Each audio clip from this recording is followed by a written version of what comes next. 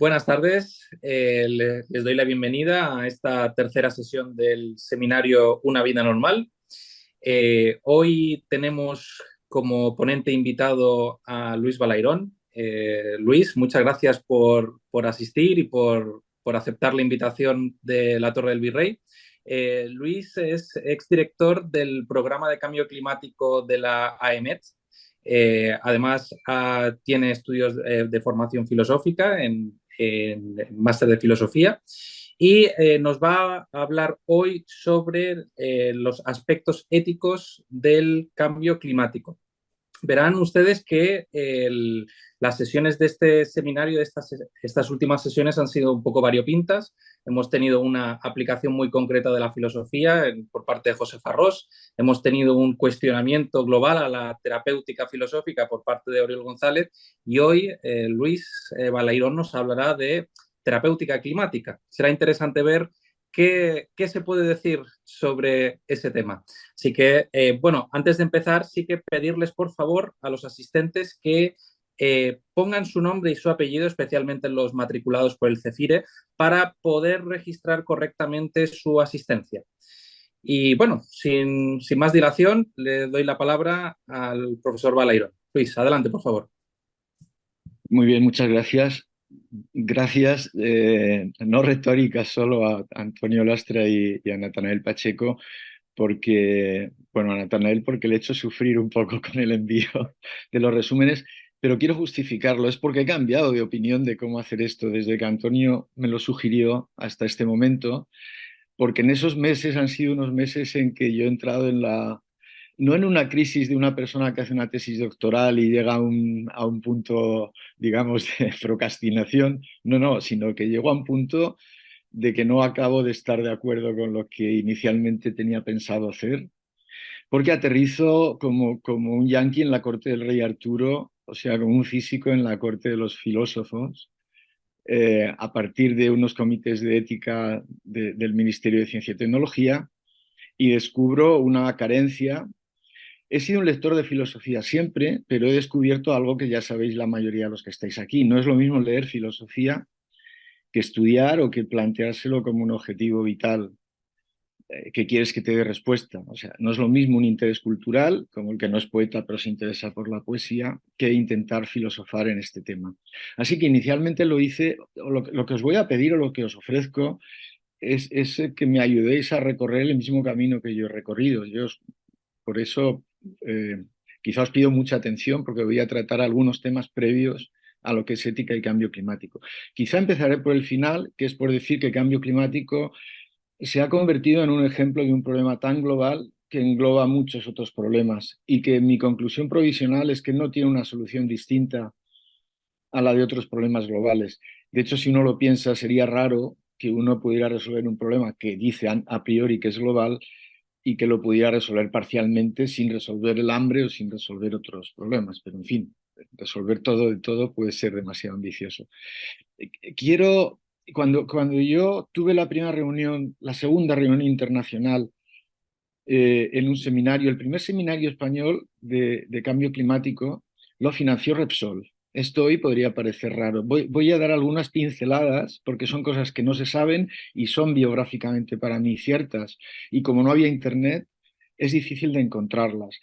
Lo hago no por un prurito de exhibición personal de lo que es mi biografía, sino porque ayudarán a ver a combatir el negacionismo que hay, pero también la politización en la que se ha convertido el cambio climático. Cuando yo inicié la representación de España en Naciones Unidas en el año 90, lo que me encontré era que en general la academia no trataba el cambio climático.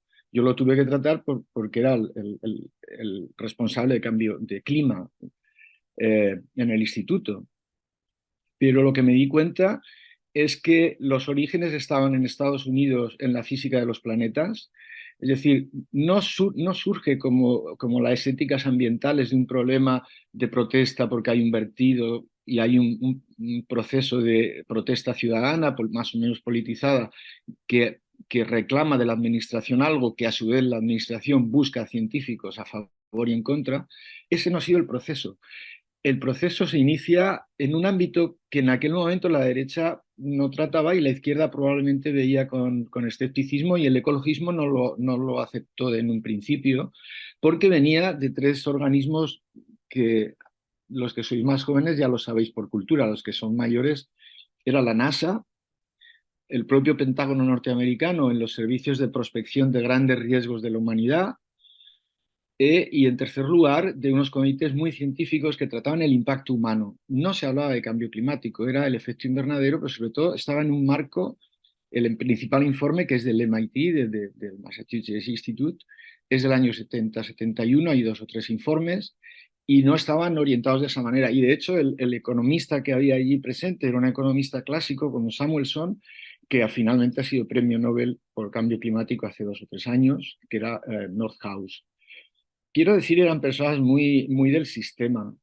No es como las protestas clásicas de medio ambiente, que están representadas en el cine por esas personas como Julia Roth llevando un proceso de damnificados. No ha sido ese el proceso, ha nacido del mundo científico más gubernamental y también del mundo privado. O sea, estamos hablando de NASA, de institutos científicos privados, y solo en los años 60 Naciones Unidas se hace cargo de la investigación de la atmósfera global, porque en esos años el clima era algo de los servicios de aviación, de agricultura, y era una ética, algo de geógrafos, era pura estadística, y ahora ya lo digo por primera vez, primer concepto, no había una teoría del clima y actualmente no hay dos teorías del clima, no es un problema de paradigmas científicos como ha ocurrido en otras áreas de la ciencia, es física clásica, pero que hasta los años 60 no sabíamos resolver, porque hay que aplicar en millones de puntos.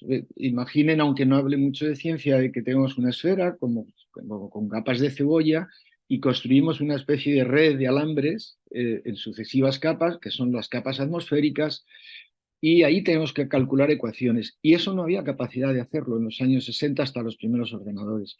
De manera que hay una confluencia de los años 60, de lo que empieza a ser la ruptura del exceso de especialización, una revolución de la que en filosofía no escucho hablar, que es la de una física que se dirige, es muy especializada en las técnicas, pero es una física que se dirige a lo global, para la cual lo único que hay que aprender es cómo se relaciona la masa y la energía, cómo se relaciona el espacio y el tiempo, y luego en sistemas más fáciles, como sería el clima y otras físicas, digamos, sencillas en lo teórico, cómo resolver el calcular en millones de puntos un sistema complejo. Entonces aparecen teorías de la complejidad, que aunque es una opinión personal está muy contrastada con otros colegas, que confluye con la idea de la ecología, no digo del ecologismo, sino de la ecología, cuando se empiezan a entender los sistemas naturales como una confluencia de varias partes que se relacionan con complejidad, y aparece una teoría de los sistemas dinámicos de un ruso que en realidad se empieza a aplicar a la economía más que otra cosa. ¿Qué es lo importante de eso para la filosofía? Que yo no encuentro mucho diálogo en este sentido, y Antonio permite con estos seminarios que lo ponga por lo menos en la mesa. Pues es una idea que la filosofía no ha captado y la física no se la ha sabido ofrecer, que es como una dialéctica generalizada, casi yo le llamaría una multiléctica, es decir, lo que se descubre, y en el año 21 se ha premiado por primera vez a un físico con el Nobel por esta razón de la complejidad, porque lo que aparece es que casi todo lo que conocemos de la naturaleza es una interacción entre varias partes, no entre dos partes, y mucho menos hegelianamente entre una parte y su contraria. En todo caso, se parece más a la dialéctica de Sócrates, pero en el aspecto de lo que hay es un ir de lo particular a lo general, una inducción, y un ir de lo general a lo particular como una deducción. Pero miramos a la filosofía de la ciencia como que nos describe como los críticos cuando ven que describen su obra literaria, su obra pictórica con respeto, pero como diciendo, no sé si hablan de mí en realidad. ¿No? Los físicos no...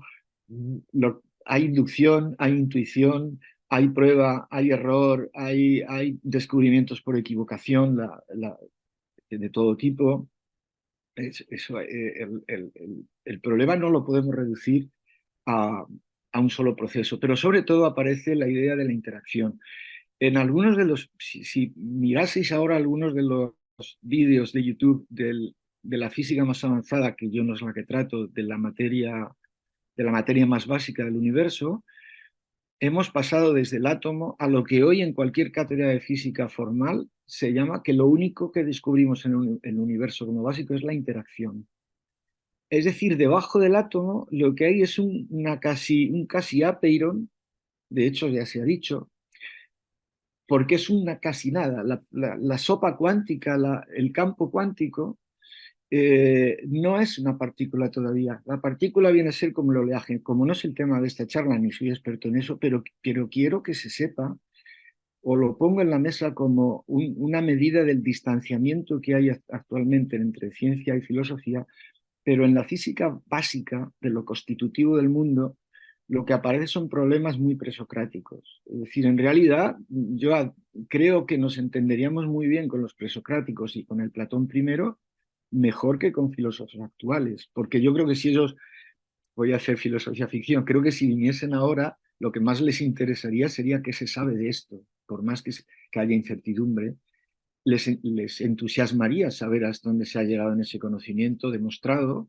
y también las preguntas abiertas más que las tesis o los artículos que hay sobre ellos mismos. ¿No? Creo que a Platón le interesara tanto ver qué se dice de él, pero estoy seguro que le interesaría muchísimo saber el grado de conocimiento que se tiene, que además es un conocimiento que va por delante la advertencia de que es provisional, de que no es definitivo, pero que hay algunas cosas demostradas que son sorprendentes. La más sorprendente es que la interacción está en la base de la física, incluso de lo, vamos a llamar, invisible.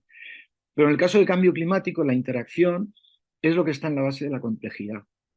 Es decir, cuando varios sistemas, como son la atmósfera, el océano, la biosfera, la capa rocosa que subyace también, la litosfera, y la capa de hielos, la criosfera, produce algo que es el clima. Cuando yo inicié estos primeros estudios, conocí a un profesor portugués, el profesor Peixoto, era un portugués ya estadounidense, que escribió un libro con Oort, que era un joven físico estadounidense, pero es una figura esencial, es el único que ha hecho un libro monográfico sobre la entropía y el cambio climático, un libro que se llama Bases físicas del clima.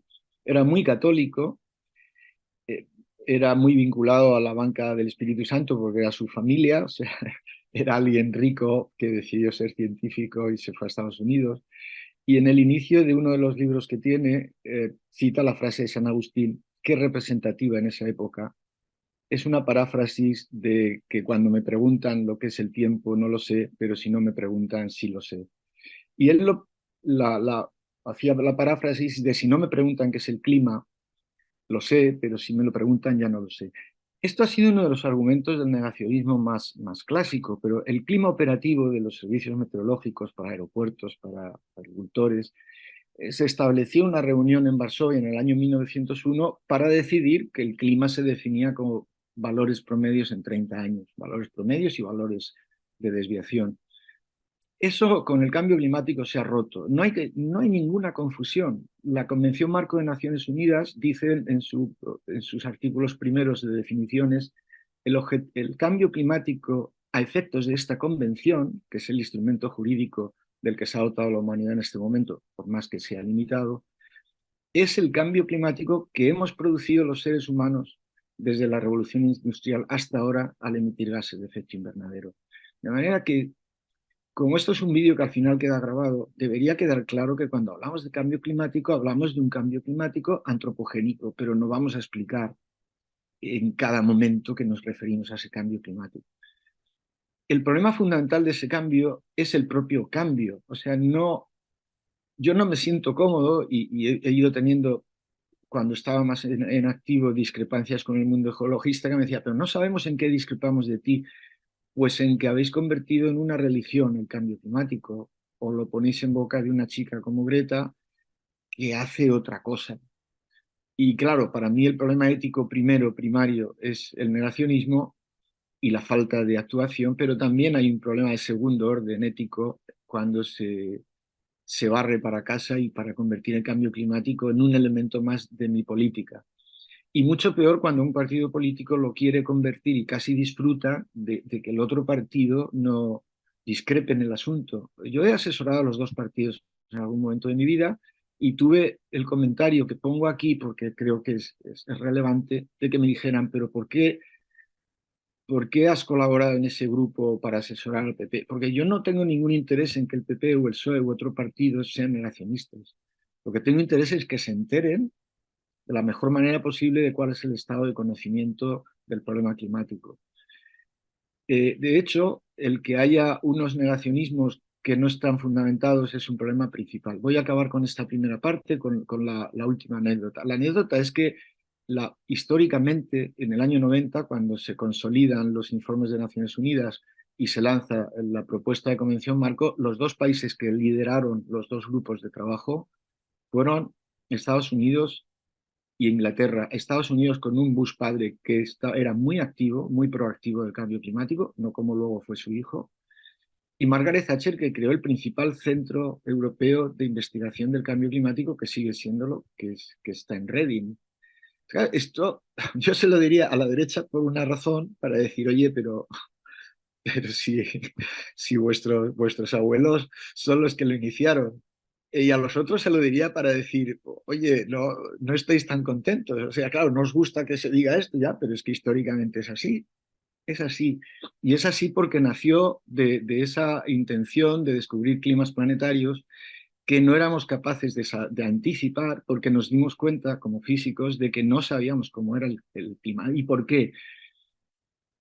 Acabo de rematar la idea de sistema climático y clima, porque ahora se definiría clima no como el promedio de las variables en 30 años, no, que es lo que decía cualquier libro que abráis, en el que yo fui estudiante, cualquier libro de los años 60 y 70 y 80 empezaba con frases equivalentes de es el promedio. No, ahora se diría, aunque no está en libros, están en artículos, pero se diría que es el resultado de la interacción de los sistemas que componen el sistema Tierra. Pero si fuera el clima de Marte, lo mismo. Y si fuera, lo que ocurre es que cada subsistema va a ser distinto o habrá planetas donde no tendrán subsistema criosfera, no tendrán hielos, o lo contrario, solo tendrán hielos y no tendrán eh, eh, sustancias en estado líquido. Y no será de agua, sino que igual es de metano o de amoníaco. Nuestro sistema climático es muy singular, es muy rico y, y hemos tenido una confluencia, sería la segunda parte, segundo bloque de información. Lo que confluye exactamente en los años 60 por primera vez es esta idea de sistemas complejos que he dicho, una voluntad de no fragmentar el conocimiento, un fin absoluto del determinismo. Hay un vínculo concreto, muy concreto, entre los sistemas matemáticos que se usan en el cambio climático y la crisis de la matemática de finales del siglo XIX que lideró Poincaré, el matemático francés y hermano de un ministro francés o de un presidente de gobierno francés. Porque las ecuaciones de Newton que creíamos tanto admiraba Kant, creíamos que nos representaban el universo y tuvieron una gran crisis porque no resolvían el problema de los tres cuerpos, que se llama, que era una interacción de Mercurio, donde, bueno, pues aquella física que creíamos que era la perfección no era resoluble. Pero el genio Poincaré lo que vio es que no supiéramos, sino que las propias ecuaciones matemáticas, cuando se intentan resolver, introducen unas inestabilidades que hacen que la propia naturaleza también funcione así. O sea, son una metáfora de la naturaleza. Creo que la idea de metáfora de la matemática se la debo a la primera reunión que estuve con Antonio Lastra, porque me vino a la cabeza sin pensar y sé que él me dijo, ah, qué bonito, me llevo de esta reunión que has dicho que una ecuación es una metáfora. Pero luego he pensado mucho en ello, creo que lo deberíamos patentar, porque efectivamente en los físicos no hay esta idea a veces. No hay la idea, y cometemos el error como colectivo, de que de tanto tratar con la metáfora y con las ecuaciones, nos olvidamos que la realidad de fuera no es la metáfora. La realidad de fuera no es la ecuación. Entonces, yo sí veo, sobre todo en los más jóvenes, que acaban ya sabiendo tanta matemática y tantos ordenadores, pero al final dices, oye, cuidado, que esto es un reflejo de la realidad. No es la realidad de ningún modo, por más que sea el mejor instrumento que tenemos. Entonces, ¿cuál es la idea de un modelo climático? Bueno, un modelo climático es un simulador y es un conjunto de metáforas que son muy buenas, pero no son la realidad. Eh, Bueno, dicho esto, pasaría a hablar de, bueno, quizá de algo que sí hay que saber en este sistema y estas metáforas y lo más esencial del sistema climático como complejidad. ¿Qué es la complejidad? La complejidad que invade todo el universo es, claro, aquí va a ser discutible filosóficamente, pero el descubrimiento, digamos, es que son ecuaciones que cuando las resolvemos eh, aparecen propiedades emergentes. Aparecen en la biología, aparecen desde luego en la física de lo inerte. Es decir, la suma de las partes es más que el todo y además las partes no se suman. En la física de la complejidad el problema es que no podemos sumar, tenemos que integrar, tenemos que componer las cosas, pero precisamente no se suman. Aparecen dos sistemas fundamentales. Hay sistemas simples, pero un sistema complejo no es un sistema complicado. Se pone siempre el ejemplo de que un coche tiene un motor complicado, pero no complejo, porque siempre va a hacer lo que yo espero. La complejidad, por ejemplo, se puede dar en una pelota cayendo por una escalera. Yo lo he puesto a los alumnos de institutos en algún día que he ido a dar conferencias. Una pelota cayendo por una escalera, o sea, el sistema escalón, pelota que bota en él, es muy complejo porque es muy impredecible. Subjetivamente ya un ser humano sabe que eso es impredecible, porque cualquier pequeña muesca del escalón, que el escalón no sea de mármol, sea de alfombra, va a cambiar. No es que no sepamos las ecuaciones que lo rigen, pero va a ser dificilísimo predecir una trayectoria concreta. Pero sabemos muchas cosas, sabemos que acabará abajo, sabemos calcular muchas cosas, pero no vamos a tener una predicción plena. El sistema complejo tiene además otro factor que es la realimentación, otro factor definitorio, es la realimentación. El resultado de una acción, con lo cual plantea problemas al principio de causalidad. El problema es que una causa tiene un efecto, pero la mayoría de las causas buenas van a ser causa de la causa y la refuerzan y ya la modifican.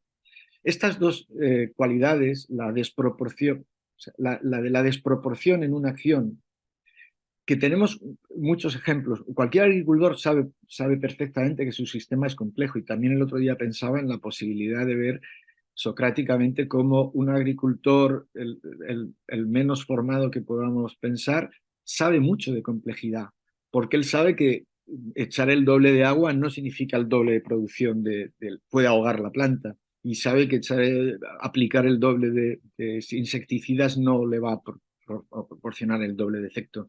Es decir, hay una enorme cantidad de problemas diarios que ya nos indican que hay causas muy pequeñas que tienen acciones desproporcionadas.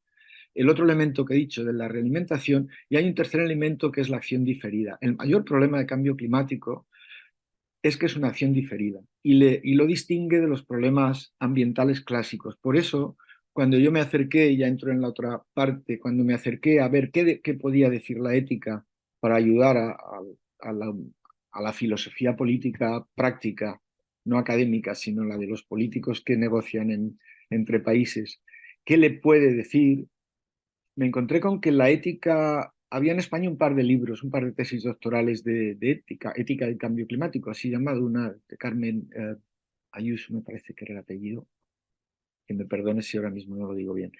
Y había otro libro famoso de un autor extranjero, pero en el momento que lo sabrías era una traslación de las éticas del medio ambiente que parten de la base de que algún culpable ha ejercido alguna contaminación de un ámbito local, de un río, de una ciudad, donde sea, ha causado unas enfermedades, el daño está hecho y entonces yo tengo que acercarme a juzgar a un autor respecto a unas causas y unos efectos que ha tenido, y es un problema básicamente hacia el pasado y es un problema local.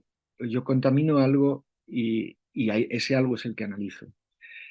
Hay algunas situaciones intermedias, pero cambio climático no es así. Cambio climático es algo que hacemos todos en diferente medida, que lo venimos haciendo, es decir, que hay un sujeto personal, individual, hay un sujeto colectivo, hay un sujeto histórico que ya murió, hay un sujeto país, hay un sujeto sector, porque no es lo mismo un sector agrícola que un sector petrolero, que un sector de otro tipo.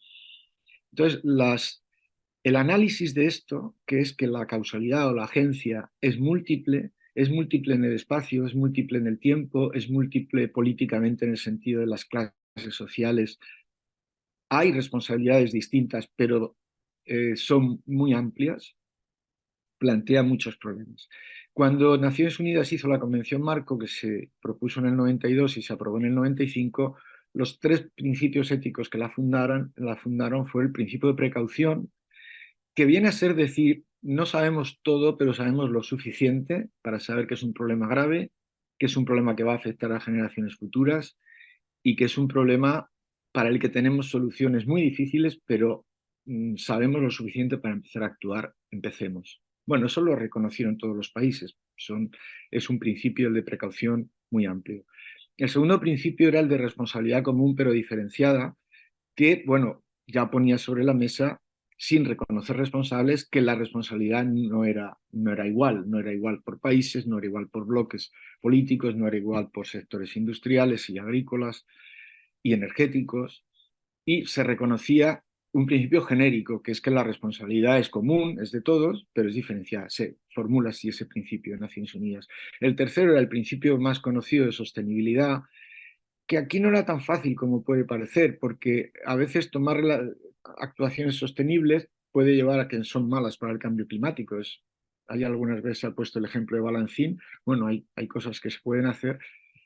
No me puedo entretener ahora en poner ejemplos, pero en todo caso hacía o recurría o quería referirse a que los recursos naturales de nuestro planeta son finitos, eh, la población tiene derecho a acceder a ellos y, bien, puesto que son finitos y nuestro tiempo hacia adelante es infinito en principio, hay que regularlo de alguna manera, y ese principio de sostenibilidad hace referencia a eso en distintos ámbitos, en el ámbito económico, en el ámbito ético, en el ámbito, en diversos ámbitos, y en el ético también.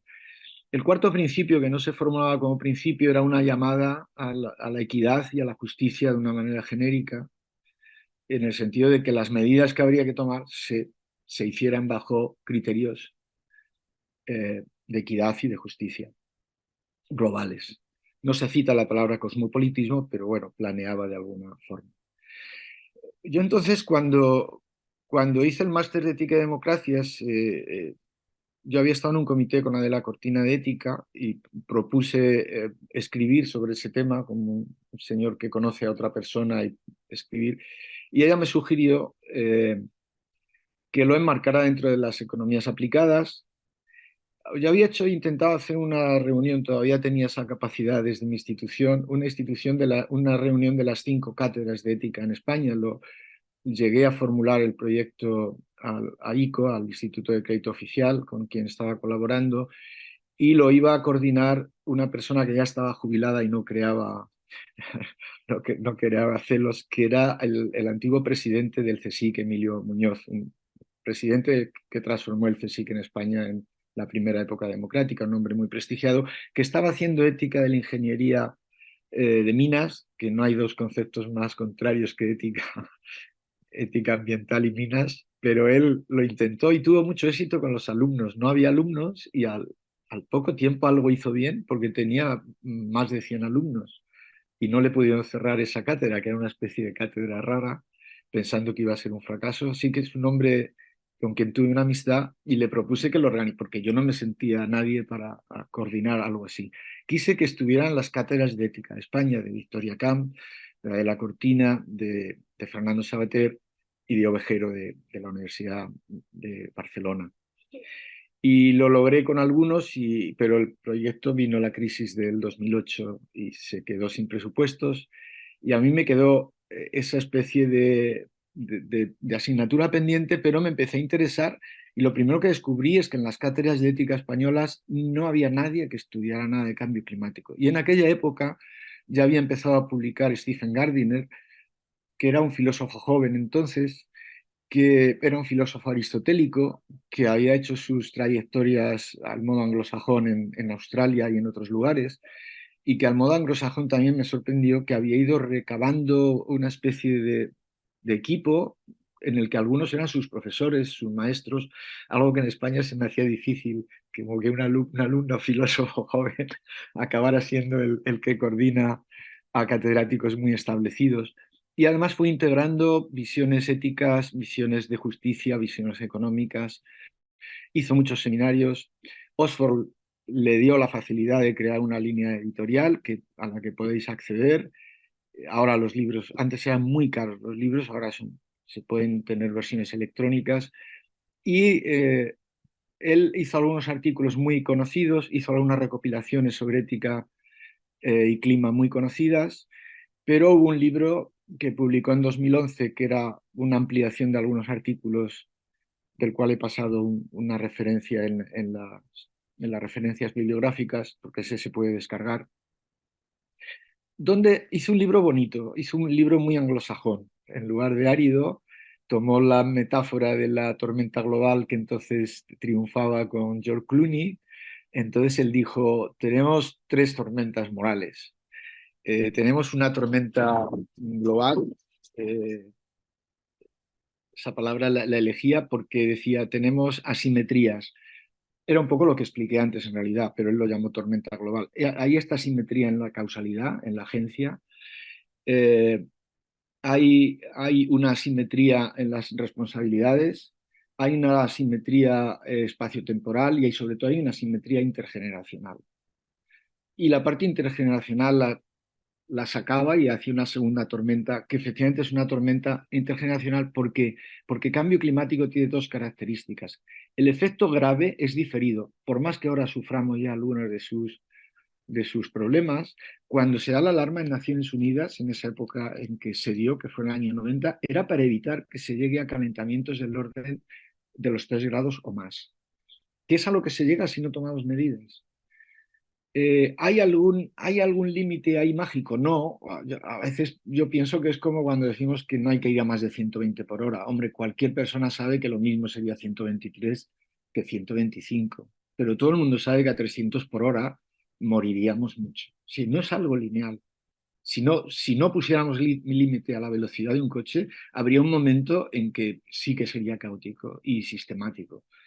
Bueno, por encima de 3 grados y medio, 4, aparecen problemas porque los calentamientos son asimétricos y esto la modelización lo ha resuelto y además lo vemos cada año. El calentamiento medio, que en un país como España de latitudes medias puede estar en ese grado, grado y medio, a veces 2, ahora mismo ya en las zonas polares es de 12 grados en verano. Claro, 12 grados empieza a haber en el Ártico ya un proceso en que en el invierno los hielos avanzan, pero en verano retroceden, pero en invierno no avanzan tanto como avanzaron. Y de hecho es un problema ese que ya ha tenido la Tierra en algún momento, en los pasos de glaciación a no glaciación. Es cuando empiezan los procesos de invierno-verano a no estar equilibrados. Entonces, el problema de la irreversibilidad, en concreto del aumento del nivel del mar, que ninguno de nosotros veremos, ni los que nos muramos porque ya somos mayores que otros, pero es muy irreversible. Una vez que el mar empieza, que los polos empiezan a deshelarse o que el mar empieza a subir, el retroceso es muy lento. Entonces, hay un problema fundamental de responsabilidad con generaciones futuras. Hay también un problema de la dificultad de la divulgación de la retórica del cambio climático porque amenazar a las personas con que su vida puede entrar en catástrofe. Todos los estudios que se han hecho de psicología demuestran que hay una parte de la población que es contraproducente, que cuando haces una divulgación de ese tipo se enrocan y de hecho puede ocurrir, como está ocurriendo, que el negacionismo cale en ellos porque es algo que no se quiere aceptar. Hay también problemas con que nuestro mundo occidental da por hecho como que la culpa es del otro. Pero claro, y también es difícil culpabilizar, pero nuestros hábitos de querer viajar en verano, nuestros hábitos de tomar un avión al año, el que tenga un avión al año, por mucho ahorro que introduzca en sus hábitos diarios, se carga todos esos hábitos. O sea, la emisión de un avión de 1000 kilómetros es muy superior al ahorro que tú puedas hacer siendo exquisito en tu limitación personal. Entonces, hay un problema que no se puede tampoco culpabilizar, a mi juicio, al ser individual, porque ahora mismo, de hecho, lo que haría falta sería abordar los problemas muy en profundidad. Y eso significaría abordar la economía, abordar la población, el problema de la población mundial, cuyo factor fundamental es el crecimiento en algunas culturas donde la mujer no está incorporada al mundo del trabajo y cuya decisión en la natalidad y en el ser madre o no serlo no depende de ella en absoluto. Es el cambio que se dio de nuestras abuelas a nuestras madres, nuestras bisabuelas a nuestras madres, de tener 6 hijos de media a tener 2, o a la situación actual en que no tenemos los suficientes como para la tasa de reposición de población. Pero claro, el problema de abordar el crecimiento de población mundial choca con mentalidades culturales, con mentalidades religiosas. Eso parece poco políticamente correcto, pero en realidad yo creo que no me equivoco si digo que el factor más peligroso es el aumento de la población. Por más que ahora se haya acelerado el crecimiento, pero tengo ahí algunas gráficas, pero no he querido poner gráficas, aunque las tengo aquí delante. El crecimiento se ha ido. No hay fallos en las predicciones de crecimiento, salvo que haya catástrofes mundiales. Ahora mismo el crecimiento de la población occidental más o menos está estabilizado en el orden de poco más de 1.000 millones, y el crecimiento que se ha dado desde el año 60, que se empieza a estudiar el cambio climático, y había 3.000 millones, hasta el año 2000, que se duplicó a 6.000, los 8.000 que hemos alcanzado en el año 22, y la predicción casi imposible de que falle, que es llegar a los 9.000 en 2050, es que está hablando de 2.000 millones, 2.000, 3.000 millones más, de 1.500 millones más, desde ahora hasta dentro de unos pocos años, de un puñado de años. Entonces no es fácil hablar. El que quiera simplificar diciendo que estamos ante un problema sencillo, que sabemos lo que podemos hacer, pero no lo hacemos, tiene que demostrar que eso es así. Afecta a los sistemas culturales, afecta a los sistemas económicos. La religión católica ha tenido un cambio con la encíclica Laudatio del Papa Francisco, que es una encíclica que básicamente ha tomado los discursos de Naciones Unidas y los ha hecho suyo. Es una encíclica que también les diría a las gentes de algunos partidos, salvo que de pronto se conviertan en antipapales, que es una encíclica, yo diría que perfecta. Es verdad que hace hincapié además en la pobreza, más de lo que hace Naciones Unidas, y hace hincapié en la culpabilidad de, digamos, el sector del petrolero mundial y de los países productores de petróleo. Casi diría que es más radical pues claro, es menos, no tiene que conciliar con nadie como en Naciones Unidas las declaraciones. Pero el mundo árabe no dice nada, digamos, el mundo asiático tampoco. Entonces, el mundo filosófico, cuando he querido hacer una utilización de las éticas, me he encontrado con algo que ha sido muy bonito para mí, que es ver que hay éticas procedimentales, hay éticas materiales, hay éticas, claro, es bonito el discurso académico, pero mi mayor decepción es que no hay diálogo, y es algo que a veces con las sesiones que Antonio patrocina o ampara, me quedan ganas de preguntar, pero nunca sé cómo hacer la pregunta. Hoy la hago porque para eso tengo la palabra con un cierto predominio. No hay manera de que haya diálogo entre los filósofos. No estoy pidiendo unanimidad, como puede haber en la física para ponerse de acuerdo en una teoría, pero tiene que haber algún grado de posibilidad de integración de las perspectivas, porque si no, ¿cómo voy a llevar un discurso filosófico? Yo pienso que es que tengo que ir a Naciones Unidas a hacer una propuesta en nombre de los filósofos. ¿Y qué les digo? ¿Qué les digo a los países que no tienen tradición filosófica, asiáticos y africanos, que tienen una concepción del mundo directa? Pero es que ni siquiera puedo llevar un acuerdo conceptual de los filósofos occidentales. Yo inicialmente tuve ilusión por la filosofía de Habermas y de Apple, porque por lo menos proponían unas éticas dialógicas, unas éticas cuya base es la intersubjetividad, a partir de que hay una intersubjetividad y un giro lingüístico y una posibilidad de establecer diálogos con condiciones de validez.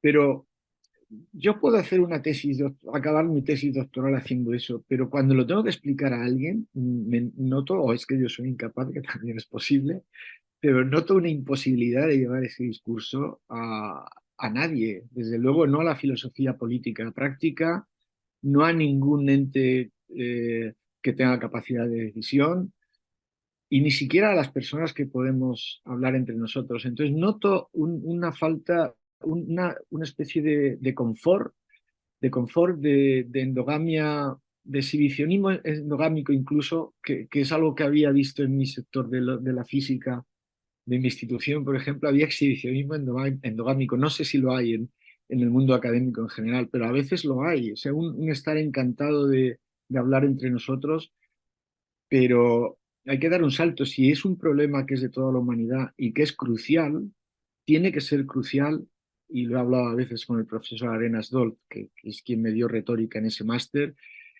Debería haber un esfuerzo de retórica en el sentido de cómo llevar al sujeto pasivo, que es el receptor, que es la persona normal, cómo llevar referentes, cómo llevar discursos, cómo buscar metáforas para hablar y cómo intentar reducir el enfrentamiento en quienes tienen voz pública.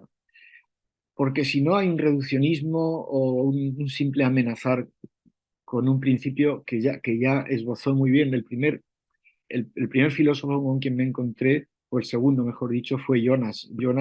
Hans Jonas hace después de la Segunda Guerra Mundial una, una reclamación al principio de responsabilidad con una heurística del miedo, en cierto modo, pero bueno, es el primero que lo hace para la bomba atómica, evidentemente, ante el riesgo de una nueva proliferación nuclear.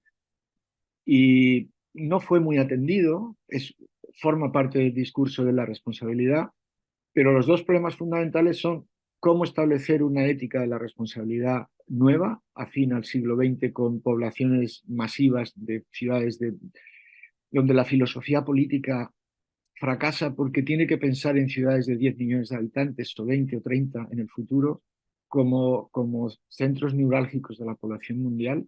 Ya no es solo cómo es de grande la humanidad, sino es cómo se agrupa en polis, que no se les puede llamar polis, ni civitas, ni societas. Eh,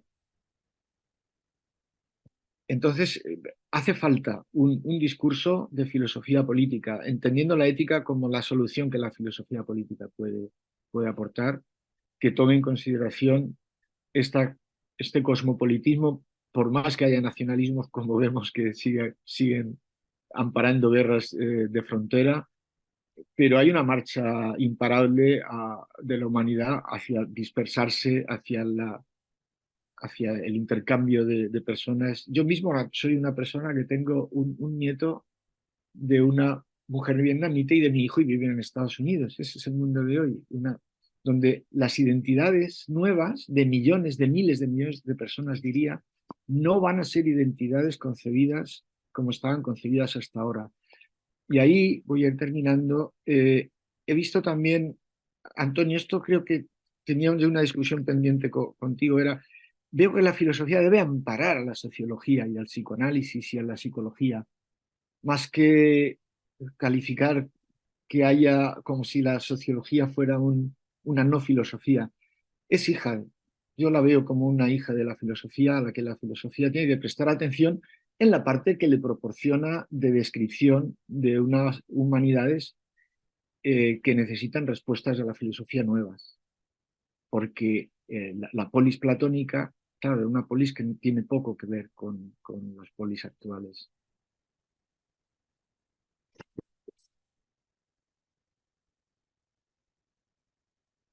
Bueno, yo podría seguir hablando de algunas cosas, pero yo por ahora me doy por contento. Quizá decir que la primera que me encontré, que antes lo he dejado en el aire, la primera que me encontré para mí como forastero que venía al ámbito de ética fue la de Max Weber. Por eso me gusta tanto el discurso de José Luis Villacañas, pero me resultó también insuficiente porque distinguía las éticas de la convicción y las éticas de la consecuencia. Yo inicialmente pensé que en su ética de las consecuencias me iba a dar respuesta a una ética para el cambio climático, pero vi que no, porque su ética de las consecuencias era más bien una crítica a esas éticas que están mirando a las consecuencias para entonces ver lo que hago, ¿no? Entonces tenía un matiz peyorativo. Y la ética de la convicción una ética puramente kantiana. La ética de Habermas y de Apple es un estiramiento de las éticas kantianas, que al fin y al cabo son las que han tenido éxito en Naciones Unidas. Yo pienso que ahora habría que hacer un esfuerzo del mundo filosófico por abordar un problema, y ya he recuperado la idea que se me había ido, He encontrado en Ortega, en el fondo, dos ideas rectoras que me parecen importantes. Una es la responsabilidad que tenemos filósofos aspirantes, filósofos profesores, filósofos asentados, en detectar cuáles son los problemas de nuestro tiempo. A mí lo que no me cabe duda es que el cambio climático, en estas dimensiones que tiene de ser intergeneracional, de ser global, de ser problema cosmopolita, es un problema de nuestro tiempo y no hay que abordarlo en la dimensión científica, sino sobre todo en las otras dimensiones que he intentado describir. Y el otro es el problema de la incorporación de las masas, porque bien, la rebelión de las masas, pero que ahora ya es revelación de las masas como un sujeto con opinión propia. El mayor problema es que de pronto aparece una masa de miles o de millones de personas que se hace negacionista en el plazo de una década, como consecuencia de populismos de todo tipo.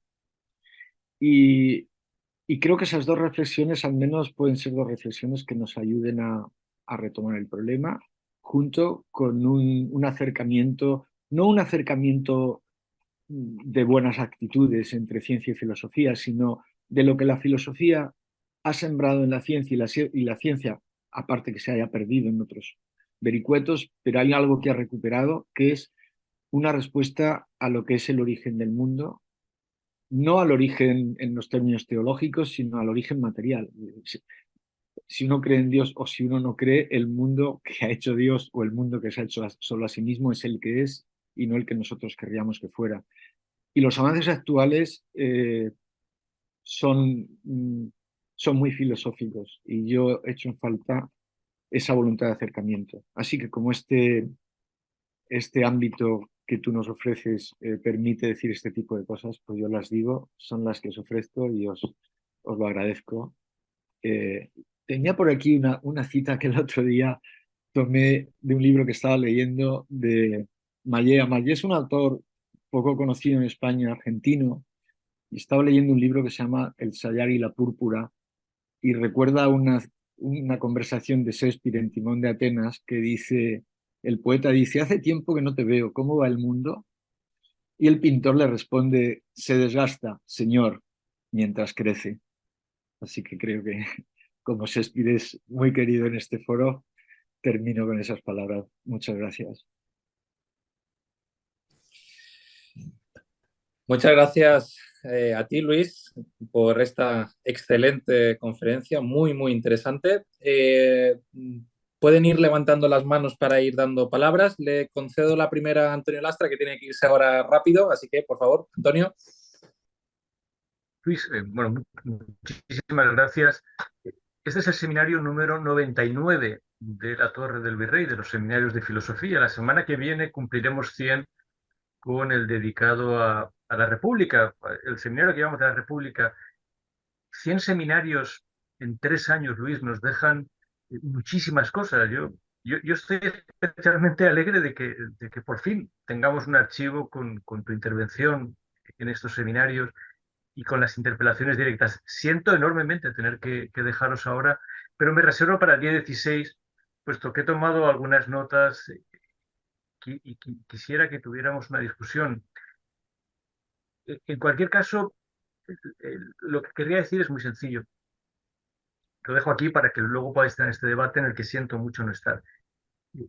No estoy seguro de que no haya una respuesta filosófica clara y casi unánime a los problemas que planteas. Entre otras cosas porque esa respuesta filosófica clara, y creo que unánime, se basa en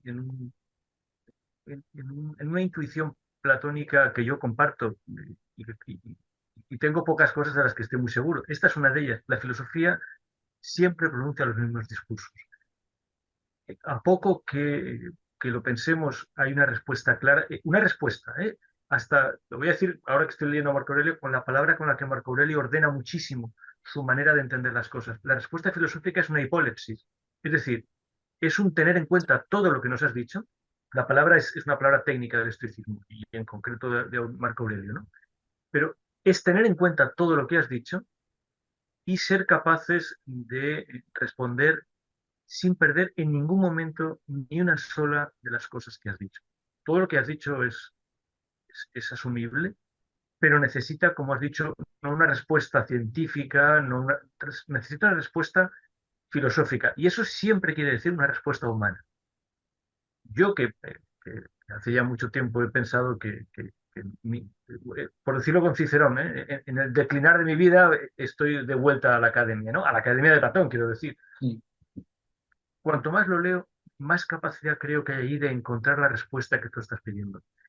Pensemos en el final del Fedón, ¿no? Cuando Sócrates dice, eh, no tengo ningún problema en morirme, porque si no vosotros, los bárbaros serán capaces de continuar esta conversación filosófica. Es la convicción de que aquello a lo que tenemos que responderte, Luis, está en manos de cualquier ser humano. Por tanto, no es que África o Asia carezca de tradición filosófica. Tal y como yo veo las cosas, de tradición filosófica carece hasta Atenas. Ese es el punto filosófico. Es decir, no hay ninguna civilización que pueda arrogarse la representación filosófica. La filosofía no es propia de Atenas, de Roma, ni de Occidente. Es humana. Y por eso, a todo lo que tú has dicho, que genera una preocupación inmensa, mi respuesta es tremendamente esperanzadora, como lo era el libro de Hans Jonas, que Hans Jonas no escribe el principio de responsabilidad sin una formación filosófica. El primer libro de Hans Jonas es un libro sobre la gnosis y por tanto sobre el principal problema del mundo, que es que el mundo está irremediablemente mal hecho. Es por respuesta a lo que ha estudiado con los gnósticos, por lo que Hans Jonas puede escribir el principio de responsabilidad. Mi planteamiento es muy parecido. Yo no creo que podamos estar más amenazados que protegidos por el desarrollo de la inteligencia humana. Todo lo que tú has dicho es tremendamente preocupante, pero precisamente porque en buena medida está causado por las interacciones humanas, es la propia inteligencia humana la que lo puede resolver. Entonces, aquí no es un problema de que no haya tradiciones filosóficas en la India, en Asia, en China, en culturas, en el Islam. No, no, es que Occidente tampoco tiene el patrimonio de la filosofía. La filosofía accidentalmente ha estado en Occidente y Occidente es la que más se ha expuesto a la radiación filosófica. Pero la filosofía es humana, no es occidental. Y por eso mismo creo que puede haber más respuesta.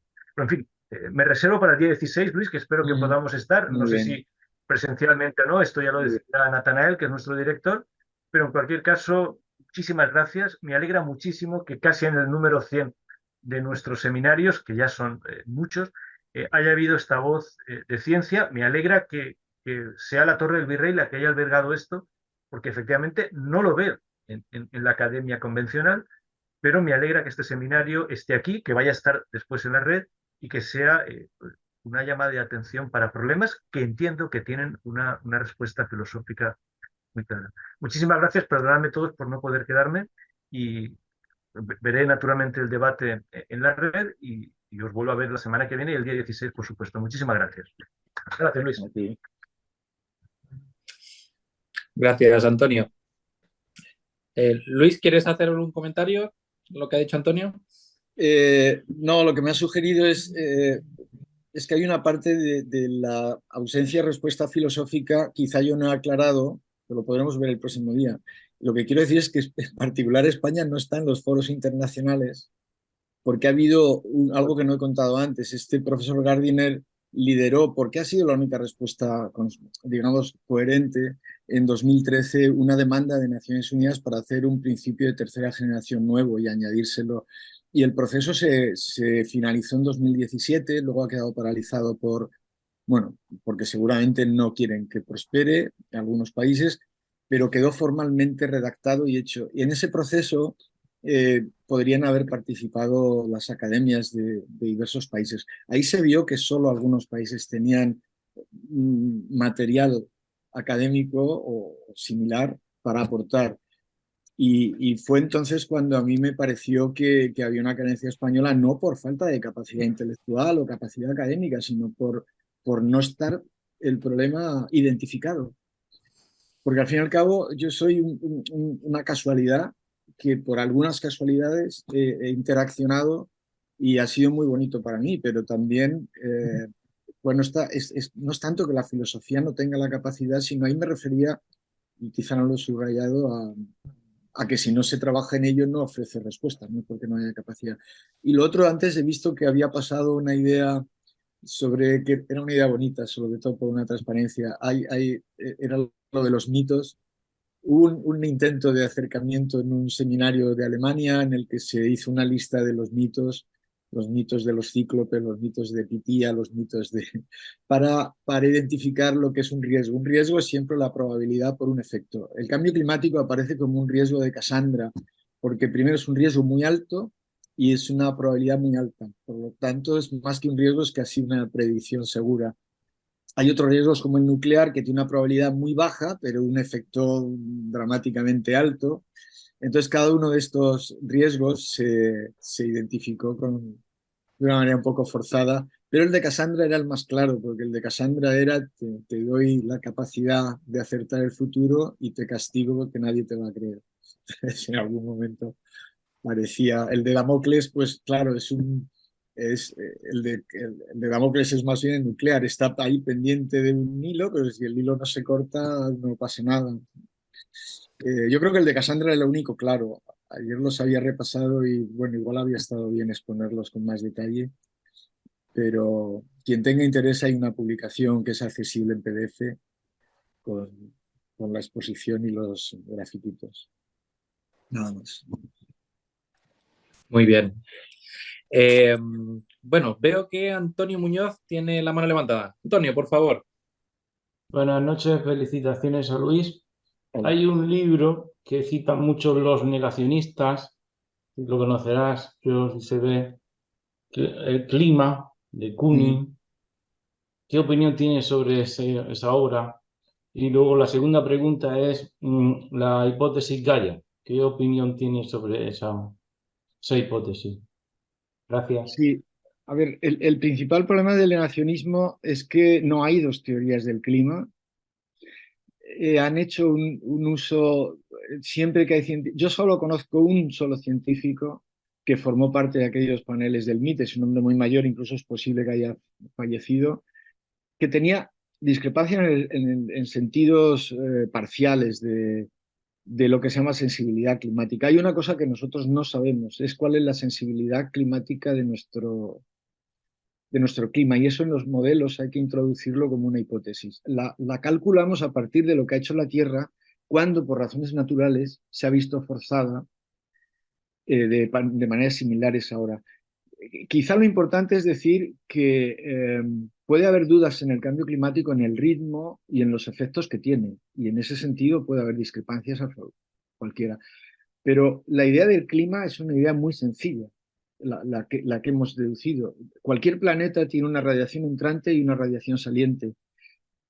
Y por el principio de conservación de la energía, que no es una ley, es un principio, es decir, no está demostrado, pero todo el universo que llevamos observando desde que tenemos uso científico y conciencia no se ha vulnerado jamás. Entonces, en realidad, el calentamiento de superficie está compensado con un enfriamiento en las capas altas. Nosotros eso hasta los años 60 no podíamos saberlo, porque tenemos mucha información de todo tipo, de anillos de los árboles, de pólenes, de documentos en las iglesias, etcétera, de cómo era el clima en el pasado. Y con datos solo desde los años 1850. Pero en altura no tenemos datos del pasado, solo tenemos datos desde 1960 aproximadamente. Pero desde que tenemos datos, el calentamiento de superficie se compensa con un enfriamiento en altura, porque la Tierra no puede cambiar su temperatura, tiene que tener una temperatura constante que depende solo de la energía entrante.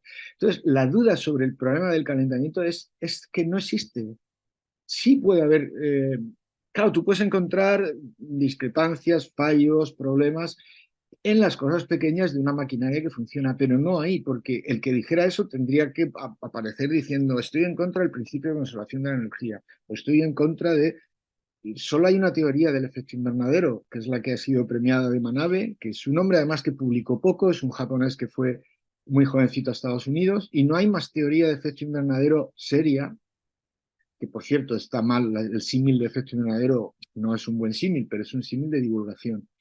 Entonces no hay ahí discrepancias, porque es que no hay dos teorías. La de Gaia para mí era una tesis didáctica. Había una crítica en Gaia. Gaia viene a decir que la Tierra se comporta como si pensara. En general no se acepta la tesis en el sentido que él le da en su libro de divulgación. Pero si aceptamos eso, una vez más, como metáfora, que es como si pensara, efectivamente, la Tierra lo que tiene son mecanismos de autorregulación. Esto tiene que ver justo con el tema de la complejidad. Los sistemas naturales se autorregulan, pero no necesitan una mente como nosotros para decir me voy a autorregular. Se autorregulan solos. Es un producto de la evolución y precisamente es un subproducto de esa complejidad que hemos descubierto. Pero sí, él se refiere, claro, él se refiere a una cosa que yo sí me gusta de él, aunque no la dice explícitamente. A la Tierra, el planeta, cuando decimos el planeta, esto es un abuso del lenguaje. El planeta le da igual tener el mar a 100 metros más o a 100 metros menos. Eso es lo que quiere decir cuando él dice la Tierra se puede vengar. Porque claro, la hipótesis de Lovelock en Gaia es la Tierra se defiende. Y él ahí anima, hay un animismo de la Tierra que en principio no es, bueno, yo no lo suscribo personalmente, pero metafóricamente sí que lo acepto. Porque lo que sí que acepto de él es que a la Tierra le da igual tener el mar más arriba o más abajo. Y le da igual tener un ecosistema modificado de sitio. Y le da igual tener 1 millón más o menos de habitantes humanos. En eso lleva toda la razón. La Tierra responde como organismo autorregulado ajustándose. Y si para ajustarse eleva la temperatura, la eleva. De hecho, ¿qué hace? Elevarla abajo y enfriar arriba. Cuando decimos que se calienta es un abuso del lenguaje porque nosotros vivimos en la capa baja. Por lo suyo sería decir que la Tierra se calienta abajo y se enfría arriba. Ese es el sentido del Lovelock, que la Tierra hace cosas para autorregularse y nos lleva por delante.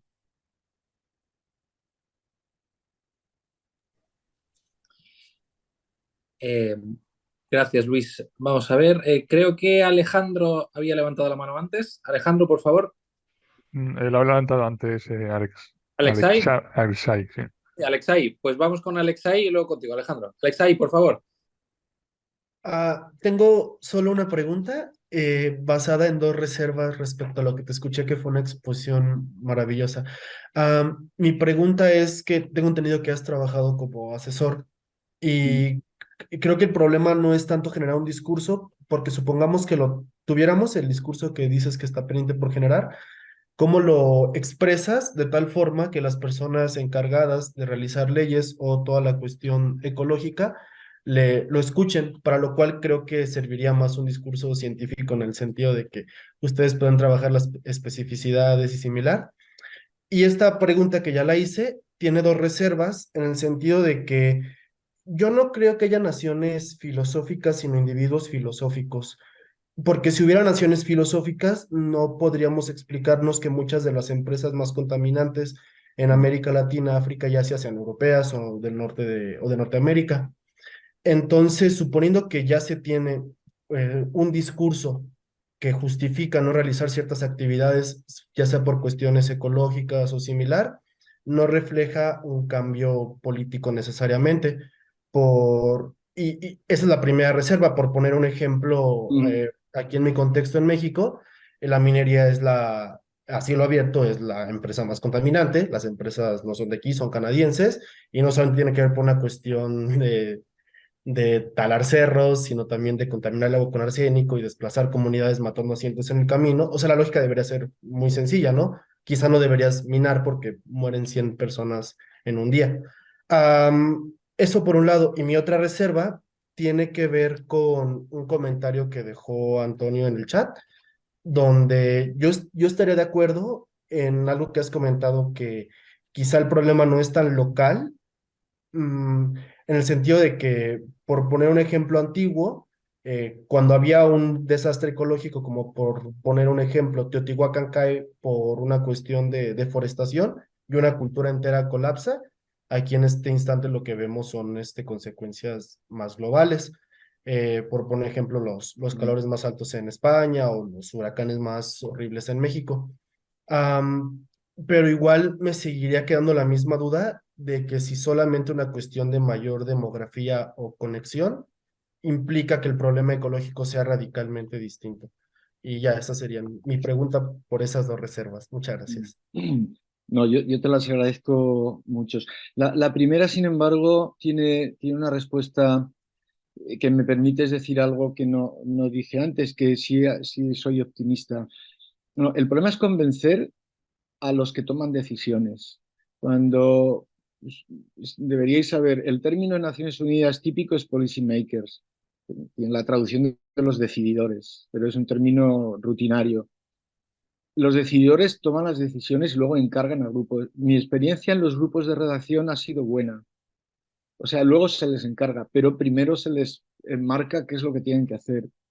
O sea, en realidad mi experiencia ha sido una experiencia como otros españoles en los grupos de ciencia, pero luego estuve con mucho conocimiento en concreto de las personas de México en la versión, en la armonización de la versión en español de la redacción de la Convención Marco, que fueron 2 años, 90-91, 90 días cada año fuera. Y ahí en los comités de redacción todo se afina y no hay problemas en general. Pero cuando pasa a la parte política, te lo pueden tachar todo.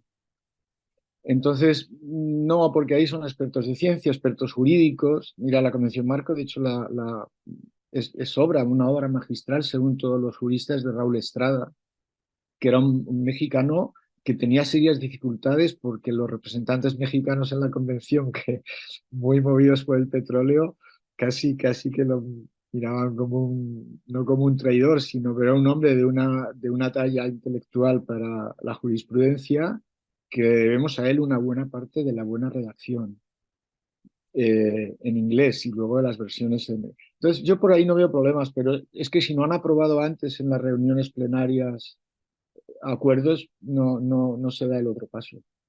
O sea, la dirección no es como la decías tú, sino al contrario. Entonces, lo que yo digo es, hay que generar discursos en los países, en el mundo del pensamiento, e intentar hacérselos llegar a los representantes políticos. Entonces, paso un poco a la segunda pregunta, a otras cosas que tú has citado, que yo no he desarrollado convenientemente. Entonces, uno de los problemas para mí es que América Latina, en algunos de sus filósofos, incluso en debates que han tenido con los filósofos que he dicho de la Escuela de Frankfurt en España y de Habermas y de Apple, es que justamente estando en su estela filosófica, en resumen, por resumir mucho, les dicen, ustedes piensan occidentalmente. O sea, ahí yo me he hecho altavoz de una filosofía que justamente la he identificado en Argentina y México y también en Colombia, en los ámbitos de filosofía que están en la estela de la filosofía del diálogo de Habermasiano. Entonces, pero creo que su crítica es fuerte. Es fuerte porque dicen ustedes siempre, por ejemplo, cuando hay que reducir, claro, usan un majestático nosotros, los humanos, sí, pero hay que aplicar que lo que ha pasado hasta ahora, y esto no es fácil de hablar, es decir, lo que ha pasado hasta ahora hay una responsabilidad de Occidente. Hasta hace unos años, en el año 90, las emisiones eran cuarta parte Estados Unidos, cuarta parte del mundo soviético, cuarta parte Europa y Commonwealth. Ahora, sin embargo, eso se ha invertido. Hay mucho más del 40% o del orden de un tercio es China y lo otro está más reducido porque la parte de humanos que emiten muy poco cada uno, que la emisión per cápita es muy baja, al haber crecido en miles de millones, la emisión es muy alta. Y esos son problemas difíciles de abordar.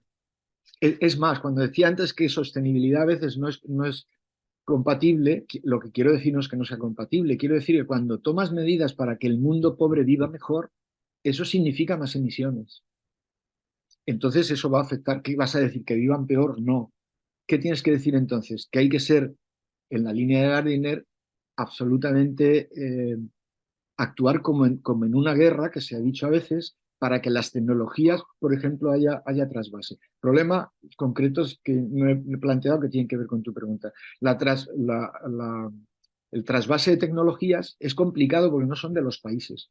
Las tecnologías son de Siemens, son de empresas multinacionales. Sin ahora demonizar empresas, simplemente decir que es propiedad intelectual suyas y, por ejemplo, en la primera época se decía que se transfieran gratuitamente a China y decían, ¿cómo si es mi competidor? Y ahora ya se ve que era su competidor claramente. Entonces hay algunas cosas como transferencia de tecnología que se encuentran con una barrera, que es la economía, que es una economía determinada. Entonces, claro, pensar en términos de humanidad sin fronteras, etcétera, eso lo resuelves en el papel. Transferencia de tecnología, sustituyamos las energías fósiles por verdes, pero en el caso de México y Argentina, que eran 2 países damnificados, Su presencia, sin embargo, en los foros que yo estuve en aquella época era a la contra del cambio climático. ¿Por qué? Porque el recurso natural del petróleo en algunos países es su recurso natural estrella. No, la solución en este sentido no es fácil, pero yendo a la otra parte es en este sentido, de generar discursos en los ámbitos intelectuales de cualquier cultura que intenten influir en sus dirigentes.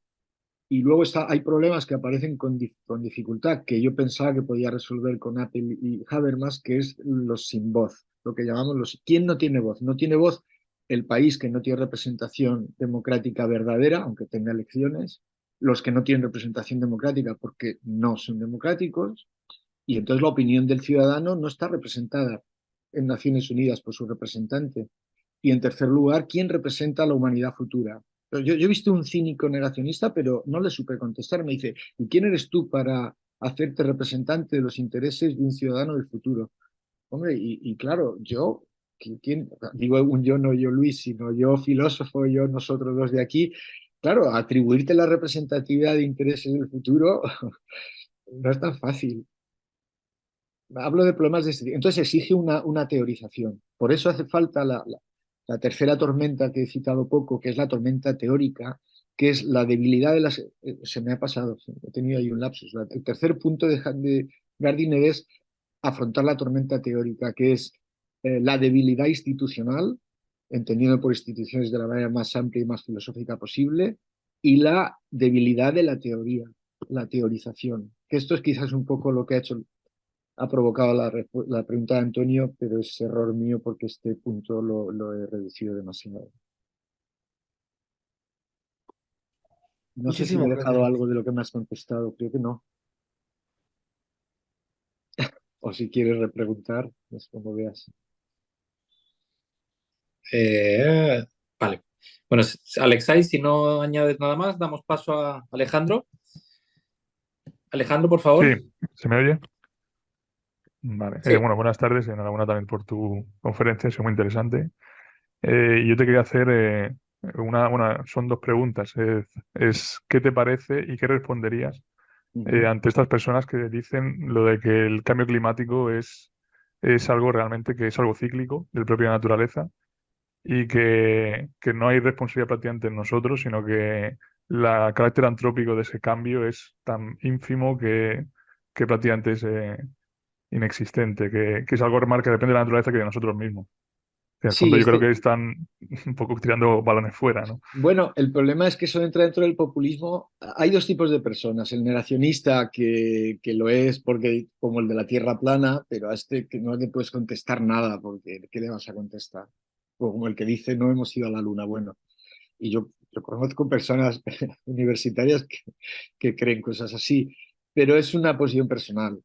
Ahora, el negacionista, vamos a decir, profesional, que se supone que si toma la voz pública es porque sabe, necesariamente sabe que no es así. Primero, lo que he intentado decir antes para no entrar en cómo ha sido es que es un problema que se inicia en los años 60, que lo que se hace es observar un sistema que hasta ese momento solo se había medido la temperatura, las garitas, las temperaturas para la meteorología y se promediaba. No, lo que se hace en los años 60 por primera vez es hacer un plan que dura hasta los años 80 y que finaliza en el 85 para medir cosas que hasta entonces no habíamos medido. Radiación saliente de la atmósfera, medida desde fuera, radiación entrante, eh, temperaturas marinas.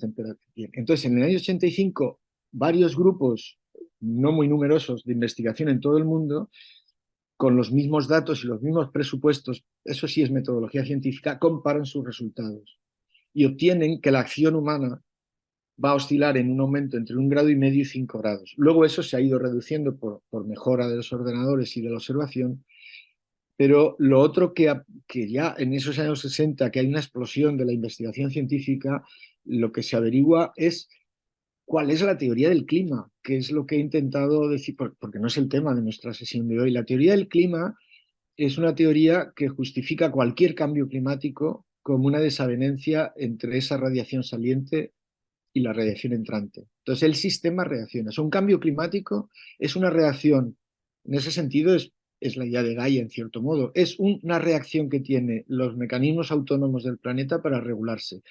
El clima nunca ha sido cíclico, es cíclico los veranos-inviernos, ya nos hubiera gustado que fuera cíclico. O sea, no ha habido durante una época más investigación que el intento de averiguar que el clima es cíclico para aprovecharlo en la agricultura y en cualquier otra cosa. No lo es. Pero lo que conviene saber culturalmente es que en el último millón de años, o un poco más, la Tierra ha entrado en modo glaciación-interglaciación. Eso sí lo sabemos, que es un problema que a veces hemos tenido los físicos, digamos, con los geólogos, con ciertos geólogos, pero está resuelto.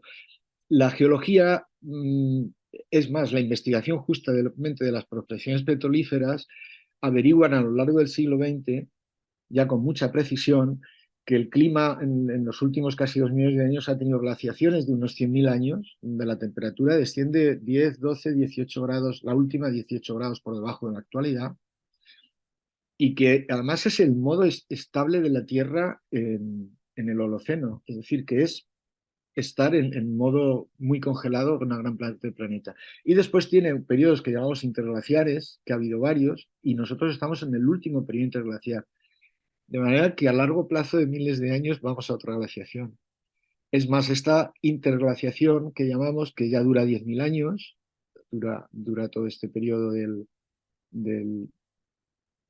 el que está toda la revolución, o sea, la prehistoria humana, y luego desde el Neolítico la historia para adelante, las distintas evoluciones hasta llegar a la época histórica. Pero este periodo de 10.000 años es un periodo afortunadísimo de calor, y lo que tenemos son pocas experiencias en el pasado de calentamientos superiores, que las hay. Pero precisamente por eso sabemos que nosotros provocáramos ese calentamiento, y lo provocamos porque tenemos la magnitud que lo mide, que es la diferencia de vatios por metro cuadrado de lo que entra y sale de la Tierra. El problema es que lo tenemos medido.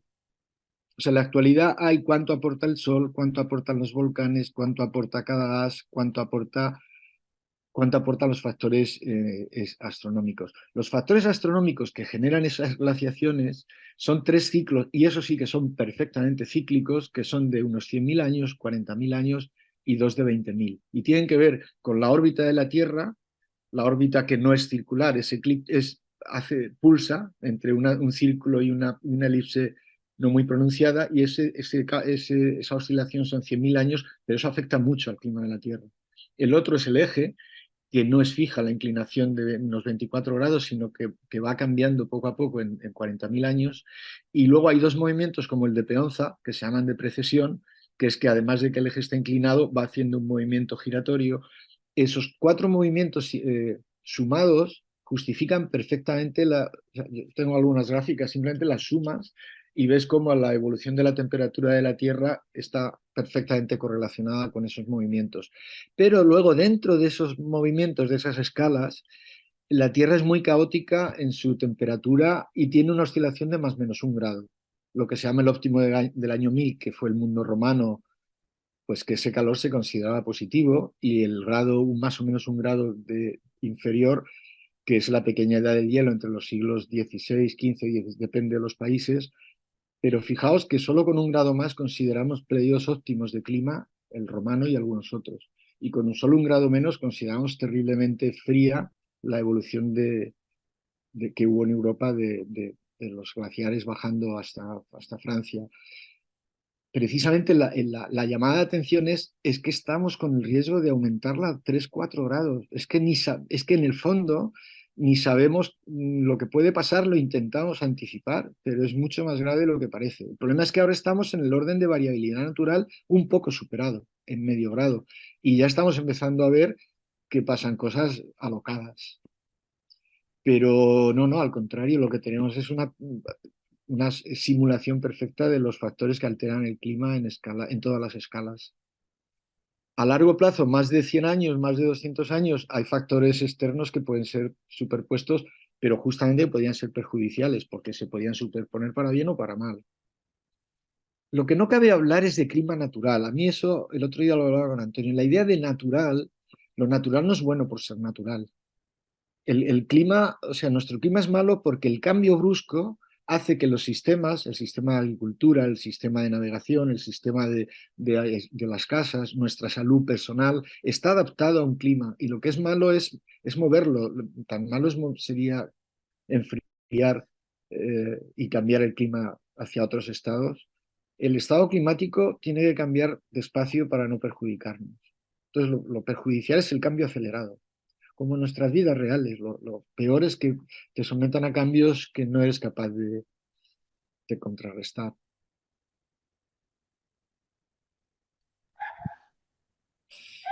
Muy bien. Vamos ahora con Jaime Paulino. Jaime, por favor. Buenas tardes. Luis, me ha parecido, bueno, una conferencia muy esclarecedora con respecto a varios puntos. Me quedo pensando algunas cosas, ¿no? El énfasis sobre todo en el que le has puesto en buscar una solución ética a un problema de la dimensión del cambio climático. Y lo primero que me ha venido a la cabeza es una tesis de Gunther Anders, en la obsolescencia del hombre. Ahí hablaba de desnivel prometeico, y con eso se refería al desequilibrio que existía entre nuestra capacidad de actuar tecnológicamente, los efectos de nuestras acciones a escala humana, y nuestra capacidad de imaginar las consecuencias. Es decir, si algo caracterizaba al mundo contemporáneo, lo estaba pensando, por supuesto, en términos de potencial destrucción global, el advenimiento de la Guerra Fría y de la era atómica, pero es fácilmente extrapolable al ámbito de la crisis climática, ¿no? Cuando empezamos a hablar de antropoceno y empezamos a ser conscientes de que hay una dimensión de nuestras acciones como humanidad o como civilización que no podemos imaginar, ¿no? Entonces, cuando observamos, creo, me sugiere lo que estabas comentando precisamente a partir de la distinción weberiana, ¿no? Entre ética de la convicción y ética de la responsabilidad. ¿Acaso es posible? Esta sería como pregunta o en forma de pregunta. ¿Acaso es posible una ética de la responsabilidad cuando somos incapaces de imaginar las consecuencias? Cuando hemos llegado al punto de que el abismo que existe entre nuestra condición de agentes morales a la hora de imaginar lo que va a pasar después de lo que hagamos y las consecuencias reales es tan grande que están absolutamente desconectados, ¿no? como problema epocal. Y eso me llevaba a otra consideración. Te has referido a las encíclicas, no sé si a las encíclicas o a la encíclica, no sé si era... No, es una que se ha hecho en 2015. Claro, es que no es poco, porque no hay tantas encíclicas y es una encíclica específica. No es es solo específica para cambio climático. Laudato Si, que es la de Laudato 2015, Si. pero tiene continuación justamente hace muy recientemente, en octubre de 2023, ha sacado continuación de esa encíclica, continuación intencional, ¿no? Es Laudato Deum, y recoge las mismas inquietudes, y creo, porque no es que yo sea un gran lector de teología contemporánea, pero creo que radicaliza las consecuencias. Y una de las cosas que me pareció curioso en boca del papado, ¿no? Es recuperar una noción que era la de pecado estructural, asociada no solamente a la pobreza, sino también al ámbito del cambio climático. Como desde la perspectiva de la teología cristiana, no es mi ámbito, no soy cristiano, pero se hacía o se le daba carta de legitimidad al hecho de que hay un problema de orden económico, de orden estructural, social, que va más allá de la voluntad de acción o de consecuencia individual y que puede considerarse pecaminoso. Clara referencia a la teología de la liberación y cómo se había acuñado ese concepto dentro de ese ámbito de la teología católica, recuperada para describir lo que ocurre dentro del ámbito climático, ¿no? Entonces, que en el momento en el que entramos dentro de este terreno, incluso en el momento en el que la Iglesia Católica, por voz o por boca de este Papa, es capaz de entrar dentro de este terreno, me da la sensación de que la exigencia o la demanda de una respuesta ética es hasta cierto punto insuficiente cuando se está ya diagnosticando que el problema es de orden estructural y económico.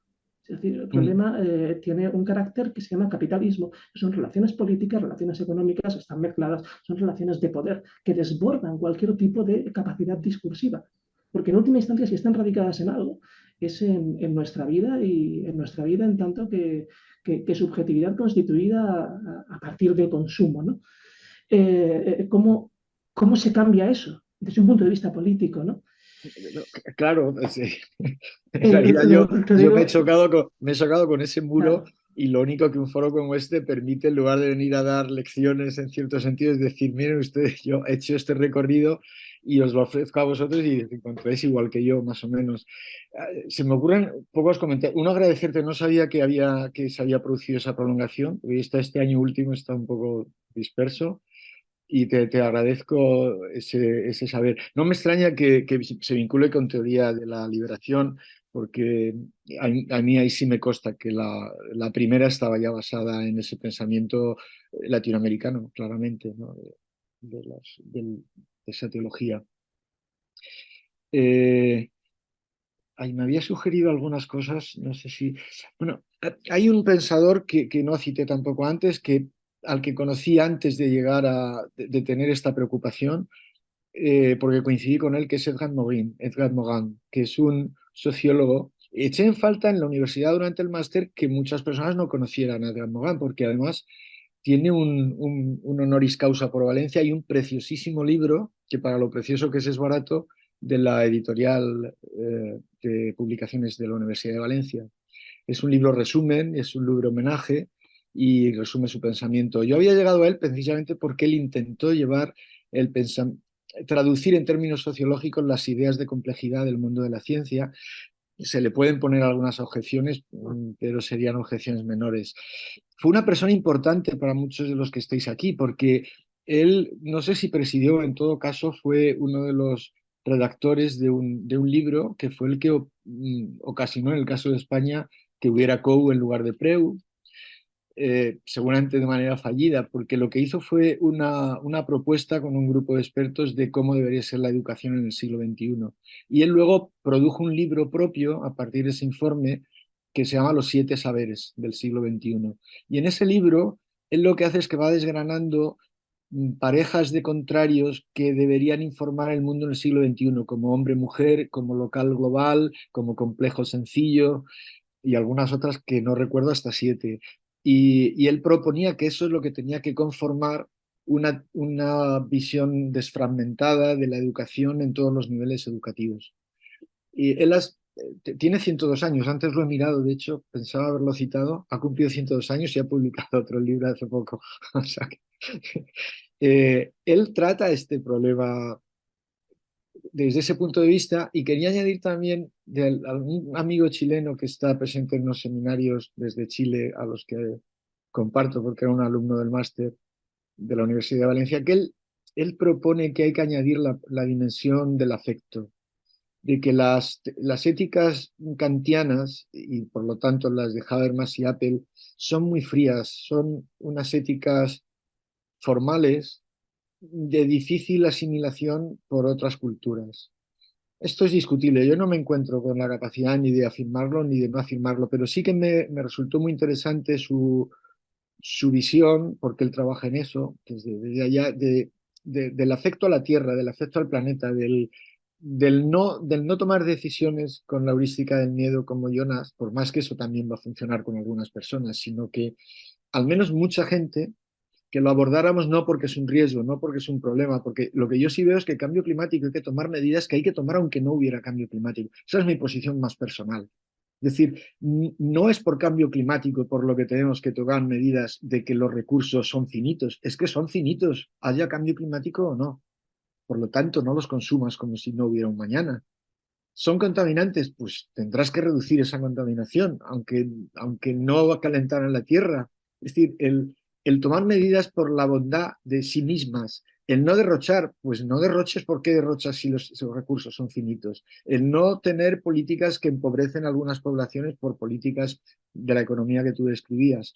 Es decir, lo mejor del cambio climático es que no hay ni una sola, esto sí que se trata también en Gardiner, porque se añade a este problema que en filosofía se llama el problema de los comunes, que es del siglo XVII, que es que cómo gestionamos algo que es común, un prado que es común. Si no pones limitaciones, el más espabilado y el que tiene menos principios arrasa con el prado y se acaba el bien común. Sin embargo, si lo regulas, puedes hacer que todas las vacas pasten en ese bien común con una regulación. Y es bueno para todos, porque, claro, es bueno para todos menos para el que no tiene principios, que lo que quiere es arrasar con el campo, lo esquilma y luego se irá a otro campo y hará lo mismo. Entonces ese problema de la tragedia de los comunes la trata, y trata el dilema del prisionero con unas matrices de beneficios y perjuicios para ver que en realidad sí hay maneras de abordarlo con la lógica de que los beneficios que tiene actuar en cambio climático, aunque no hubiera cambio climático, son superiores al gasto que se produce, tanto al gasto económico como al esfuerzo en cualquier, porque son buenos en sí mismos. No hay ni una sola medida de cambio climático que puedas decir, esto no habría que hacerlo, no, eso habría que hacerlo. Por ejemplo, que la geopolítica del mundo no tenga a un vector energético como una energía como es el petróleo, que domina las demás y cuando está en crisis por una guerra te tiene secuestrado y te puede chantajear. Si hubiera una diversificación de fuentes de energía, solamente la diversificación de fuentes de energía hace que nadie pueda chantajear a otro. Porque cuando uno te quiere chantajear, coges las otras 4 energías, se esfuerzan un poco y la cubren. Es decir, hay soluciones que incluso dentro de la geopolítica actual y dentro de las situaciones actuales pueden ser buenas. Está siendo paradójico el efecto positivo que va a tener al final una guerra como la de Putin en Ucrania para que Europa haga algo que técnicamente le hemos dicho que habría que hacer. Hay unanimidad en los técnicos para decir lo que había que hacer en Europa, pero no se estaba haciendo, que era una red energética, que era intercambios, que era... Y ahora se va a tener que hacer probablemente porque hemos visto que estamos tan dependientes de Rusia que ahora se hará, seguramente. Entonces, bueno, pero mi planteamiento era que el etos kantiano era un poco difícil de exportar. Esto era un poco la idea. Pero estoy muy de acuerdo, te agradezco mucho las cosas que he dicho.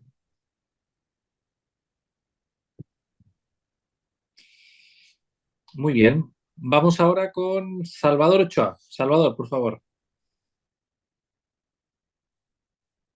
No se te escucha, Salvador. Micrófono. Sí, ahora, ¿se me oye? Sí, Hola, buenas Sí. noches. Sí.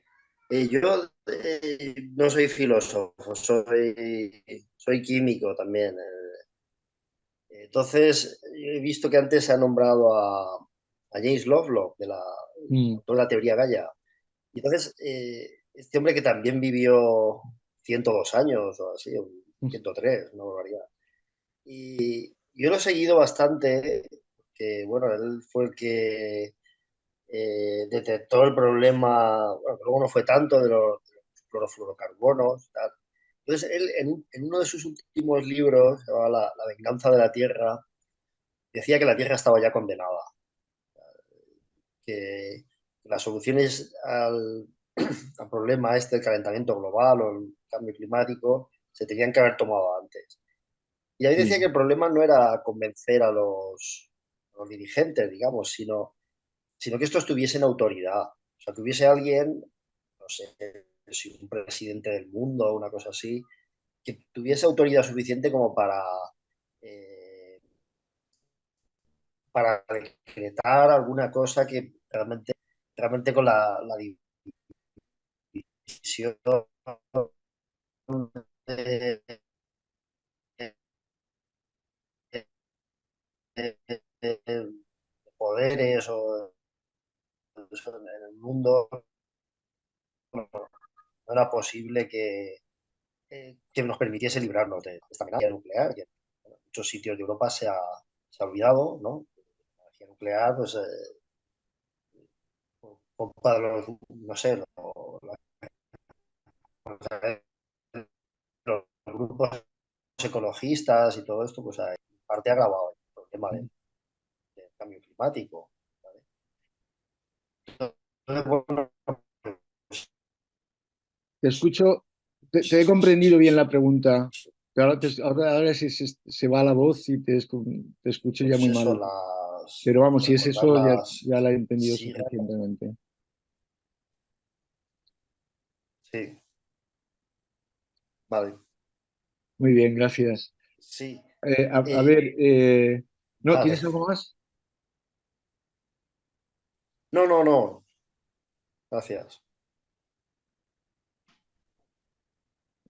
Disculpad un segundito.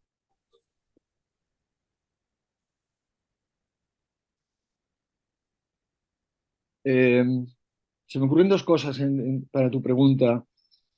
Eh, yo creo que un problema justamente de alguien como Lovelock es que no hablaba suficientemente con los filósofos, porque, claro, el cosmopolitismo, y de eso sí que hay teoría y hay pensamiento académico y no académico. Claro, pero las experiencias que hemos tenido de algunas experiencias humanas en el siglo XX nos hacen pensar que la posibilidad de un poder único, piramidal del mundo, a mí nos lleva mucho a temblar, ¿no? No, creo que ahí, con todos sus límites, la Unión Europea, que a veces le vemos solo los defectos, es el único experimento y el único ejemplo del mundo de lo que yo llamaría la toma de decisiones de problemas que nos afectan a todos. Entonces, el mecanismo de Naciones Unidas no es el mecanismo de la Unión Europea y ese es el que está lejos de ser posible una globalización de un mecanismo como la Unión Europea, porque en realidad la Unión Europea tiene debajo la ilustración. Eso tiene que ver con los temas de este foro. Por muchos defectos que tiene el mundo occidental, es el único mundo filosófica, voy a quitar la palabra filosofía, en cuanto al pensamiento abstracto, que se ha autocriticado a sí mismo.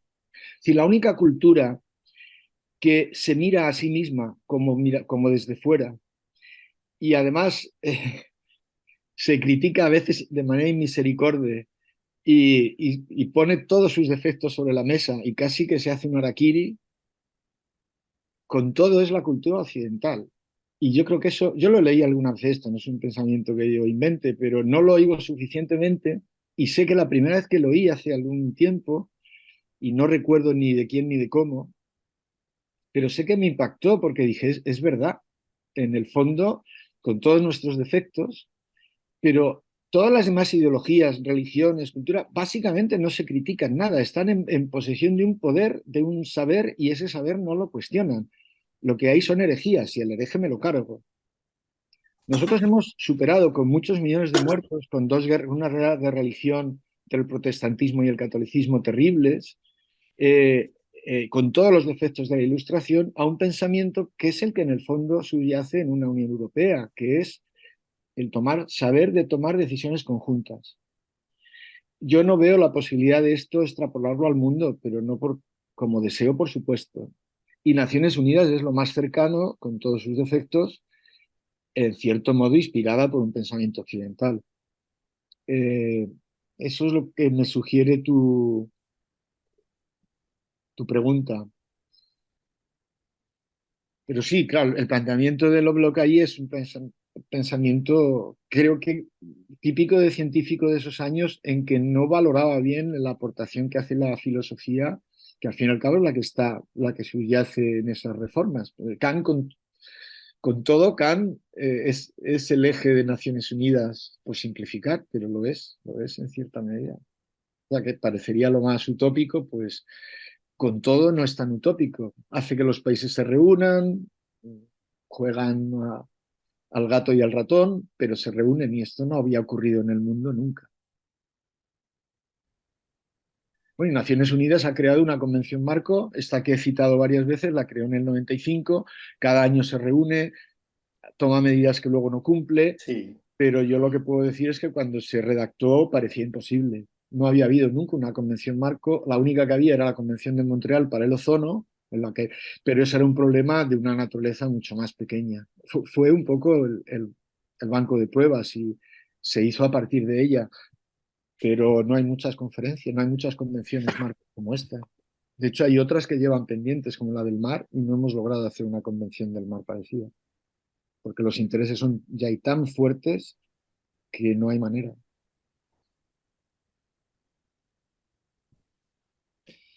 Muy bien. Eh, Gracias. Damos la palabra ahora a Rafael Civera. Rafael, por favor. Hola, buenas tardes.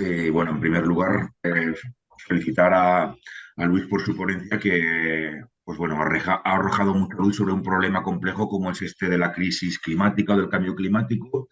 Y bueno, me ha llamado la atención mucho, bueno, que la solución, pues Luis la presentes por, bueno, porque tiene un carácter fundamentalmente ético. Yo quisiera simplemente preguntarte si esa solución ética al cambio climático yo la veo muy compleja, ¿no? Porque como tú has dicho, afecta a la economía, al modo de producción, pero yo creo que también, recuerdo un documental que vi, Comprar, Tirar, Comprar, también incluso afecta a los valores de las personas, ¿no? Que había un francés que proponía la teoría del decrecimiento global, volver a un consumo similar al de los años 60. Entonces, yo creo que lo que la crisis climática IREA y pone en evidencia es que estamos ante una crisis civilizatoria. No solo afecta al modo productivo, que sí, fundamentalmente, ¿no? Los recursos son finitos, sino también a nivel individual, los valores de las personas, tenemos que ser pues, menos consumistas y buscar modos de relación que no sean dañinos para la tierra. Y no sé cómo ves el papel de la tecnología, porque he dicho que la tecnología ya no está en manos de países, sino que está en manos de empresas. Entonces, yo creo, no sé cómo tú ves el tema, pero que la tecnología, en vez de ayudar a esto, o los lobbies empresariales, evidentemente, por razones económicas, estas tecnologías limpias pues, parece ser que se van sacando poco a poco cuando estamos ante una emergencia, pero también la tecnología a nivel de dominio mental de las mentes no fomenta valores que sean muy ecológicos o de respeto de la naturaleza, sino más bien un consumismo o más bien no pensar en las consecuencias de los actos, en más bien echar la responsabilidad fuera. En ese sentido, yo creo que el diagnóstico que hizo la Escuela de Frankfurt diciendo que, pues bueno, el proyecto ilustrado se ha equivocado. Hemos visto en el devenir histórico que el progreso científico-tecnológico, en vez de liberar al hombre, pues lo somete y encima está pues el otro lado, el lado oscuro del progreso, que son los problemas que genera la ciencia y la tecnología. Bueno, eso. Mm. Gracias. Pues esta vez sí que digo lo de le agradezco esta pregunta especialmente. Veréis por qué. Me permite decir varias cosas. Una es que los valores, o sea, yo no veo ahora mismo que, y así como en otros temas podría haber discrepancias, a pesar de que las perspectivas filosóficas son distintas.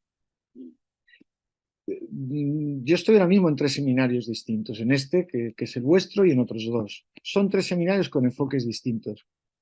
Pero para lo que estamos hablando ahora mismo no tendrían ninguna discrepancia. Tendrían discrepancia, vamos a decir, en las soluciones, entre comillas, que aportaran en cuanto a los enfoques. Pero tendrían un gran peso para recuperar esa posición que ocuparon los intelectuales en otra época y que hoy no tienen, no existe esa figura, para que, por ejemplo, discursos, por ponerme en los partidos políticos, hay cosas que dicen los partidos políticos que el mundo académico que yo conozco, sabiendo que hay personas que son de esos partidos, en este asunto no tienen ninguna discrepancia, ninguna. Con lo cual, si alzaran su voz como voz autorizada de valores, yo creo que los otros de alguna manera no podrían seguir diciendo tonterías, ¿no? Por ejemplo, no podrían ejercer negacionismos, porque dirían, pero dígame usted quién le avala el negacionismo en la academia. Nadie. Dígame quién le avala en las instituciones sólidas como meteorología, como la NASA, como nadie.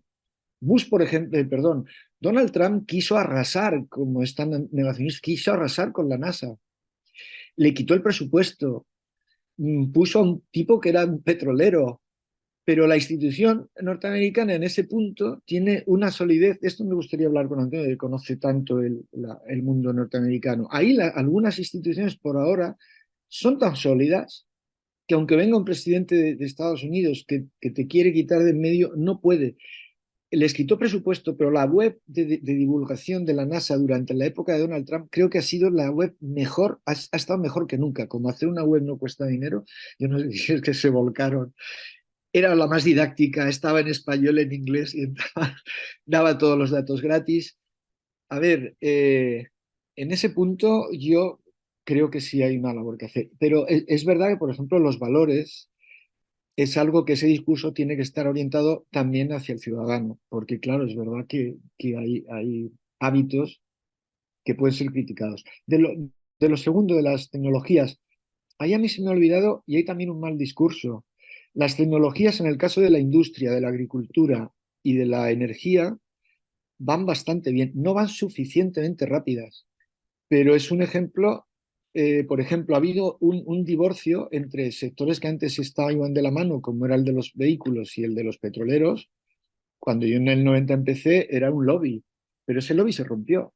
Es verdad que se rompió en parte porque a alguien que fabrica coches se le hacen los ojos chiribitas si piensa que va a sustituir todo el parque de coches por parque eléctrico. O sea, tampoco es... Pero es un sector que ha demostrado bastante sensatez. Y en lugares como Estados Unidos, California no es igual que el resto de Estados Unidos.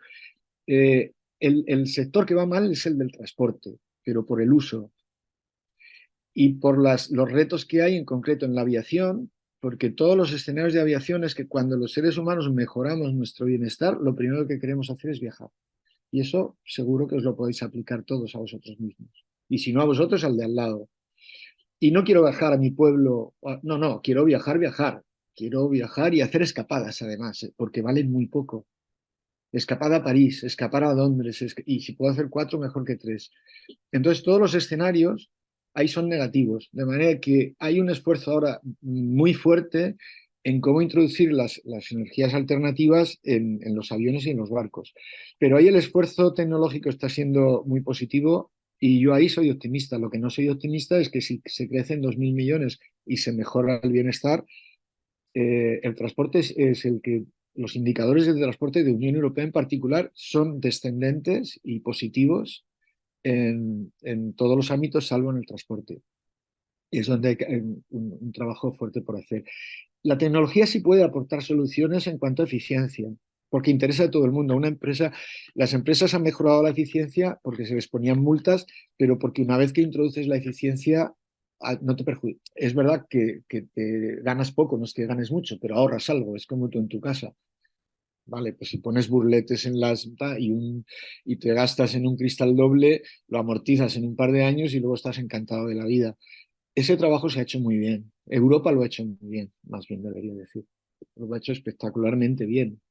Ha reducido las emisiones y nadie en el 90 pensaba que las había reducido. Pero es que la demanda que hay desde el punto de vista de la ciencia del clima es que tiene que ser mucho más fuerte la reducción y ahí se aparece un problema, porque ya has reducido todo lo que era viable con tu tecnología y ahora ya todo lo que hay es reto tecnológico, que no se quiera, es que es difícil.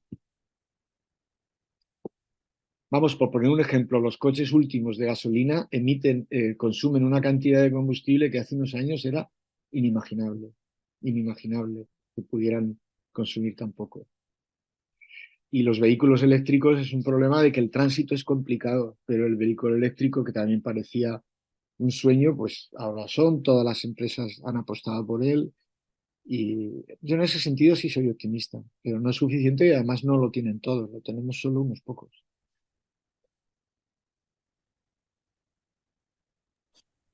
Gracias. Muy bien. Tiene la palabra Fernando Vidagain, por favor.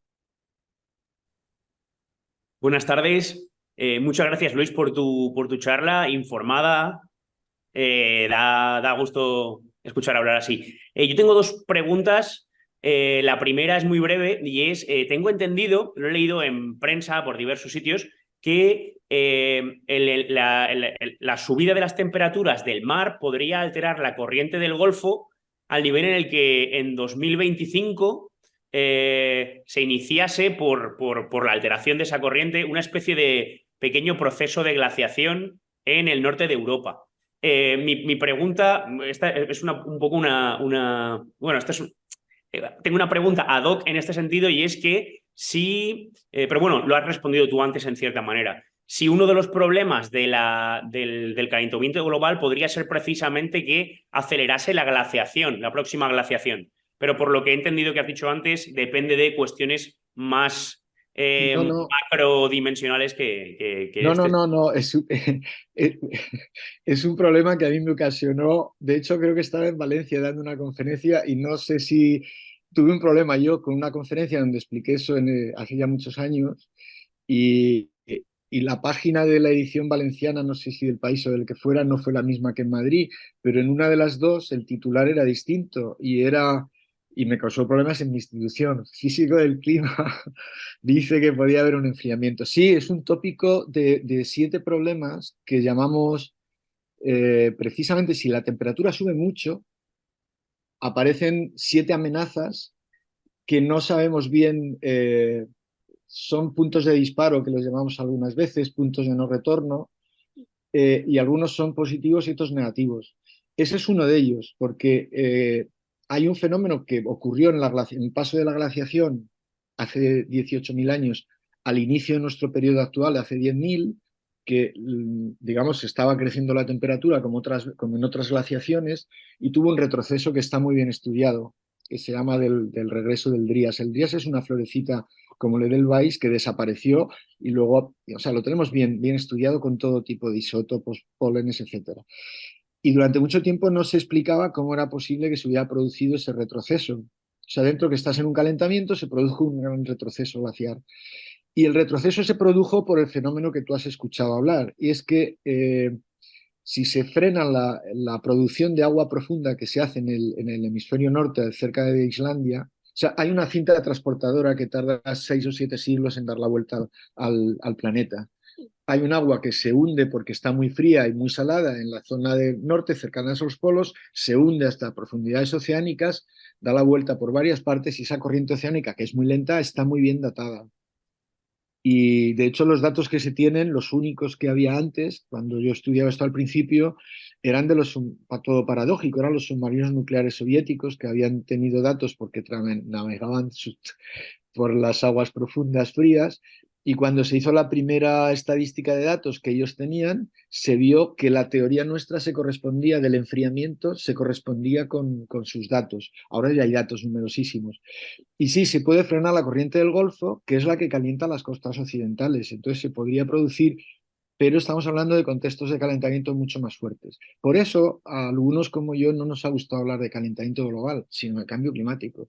Porque el cambio climático es malo, entre otras razones, si creciera mucho la temperatura, porque desencadena procesos que tenemos que teorizar, pero que esos sí que no están conocidos. Esos solo los podemos simular. Nosotros de lo que estamos seguros es de cómo evoluciona la temperatura si emitimos gases. Lo otro es una simulación porque toda la geofísica no tiene un laboratorio para hacer experimentos. Ese es el problema del mundo de la geofísica. Tienes un planeta y tú tienes que esperar a que el planeta haga cosas y de hecho todo lo que tenemos son redes de observación para cazar el fenómeno cuando se produce. O medir y luego ver. No tenemos. La maquinita que hemos inventado es un simulador con ecuaciones, pero no deja de ser una maquinita porque no podemos, como en otras áreas de la ciencia, hacer experimentos con la Tierra. No tienes, pues. Lo otro es mirar al pasado. Y en particular, este fenómeno que está bien conocido y se justifica uno de los miedos que fuera un retroceso glaciar brusco, pero estás hablando con calentamientos de 4 o 5 grados. Pero si a mí eso me causó un problema, si miras así la prensa, debería fui acusado. Luego te leías el artículo y no, el artículo explicaba lo que he explicado ahora, pero el periodista, el titular, en un sitio puso uno y en otro puso este otro que me causó problemas. Gracias. A ti. Muy bien, pues si no hay más intervenciones, lo dejamos aquí. Hemos sido muy puntuales, son las 9 en punto según mi reloj.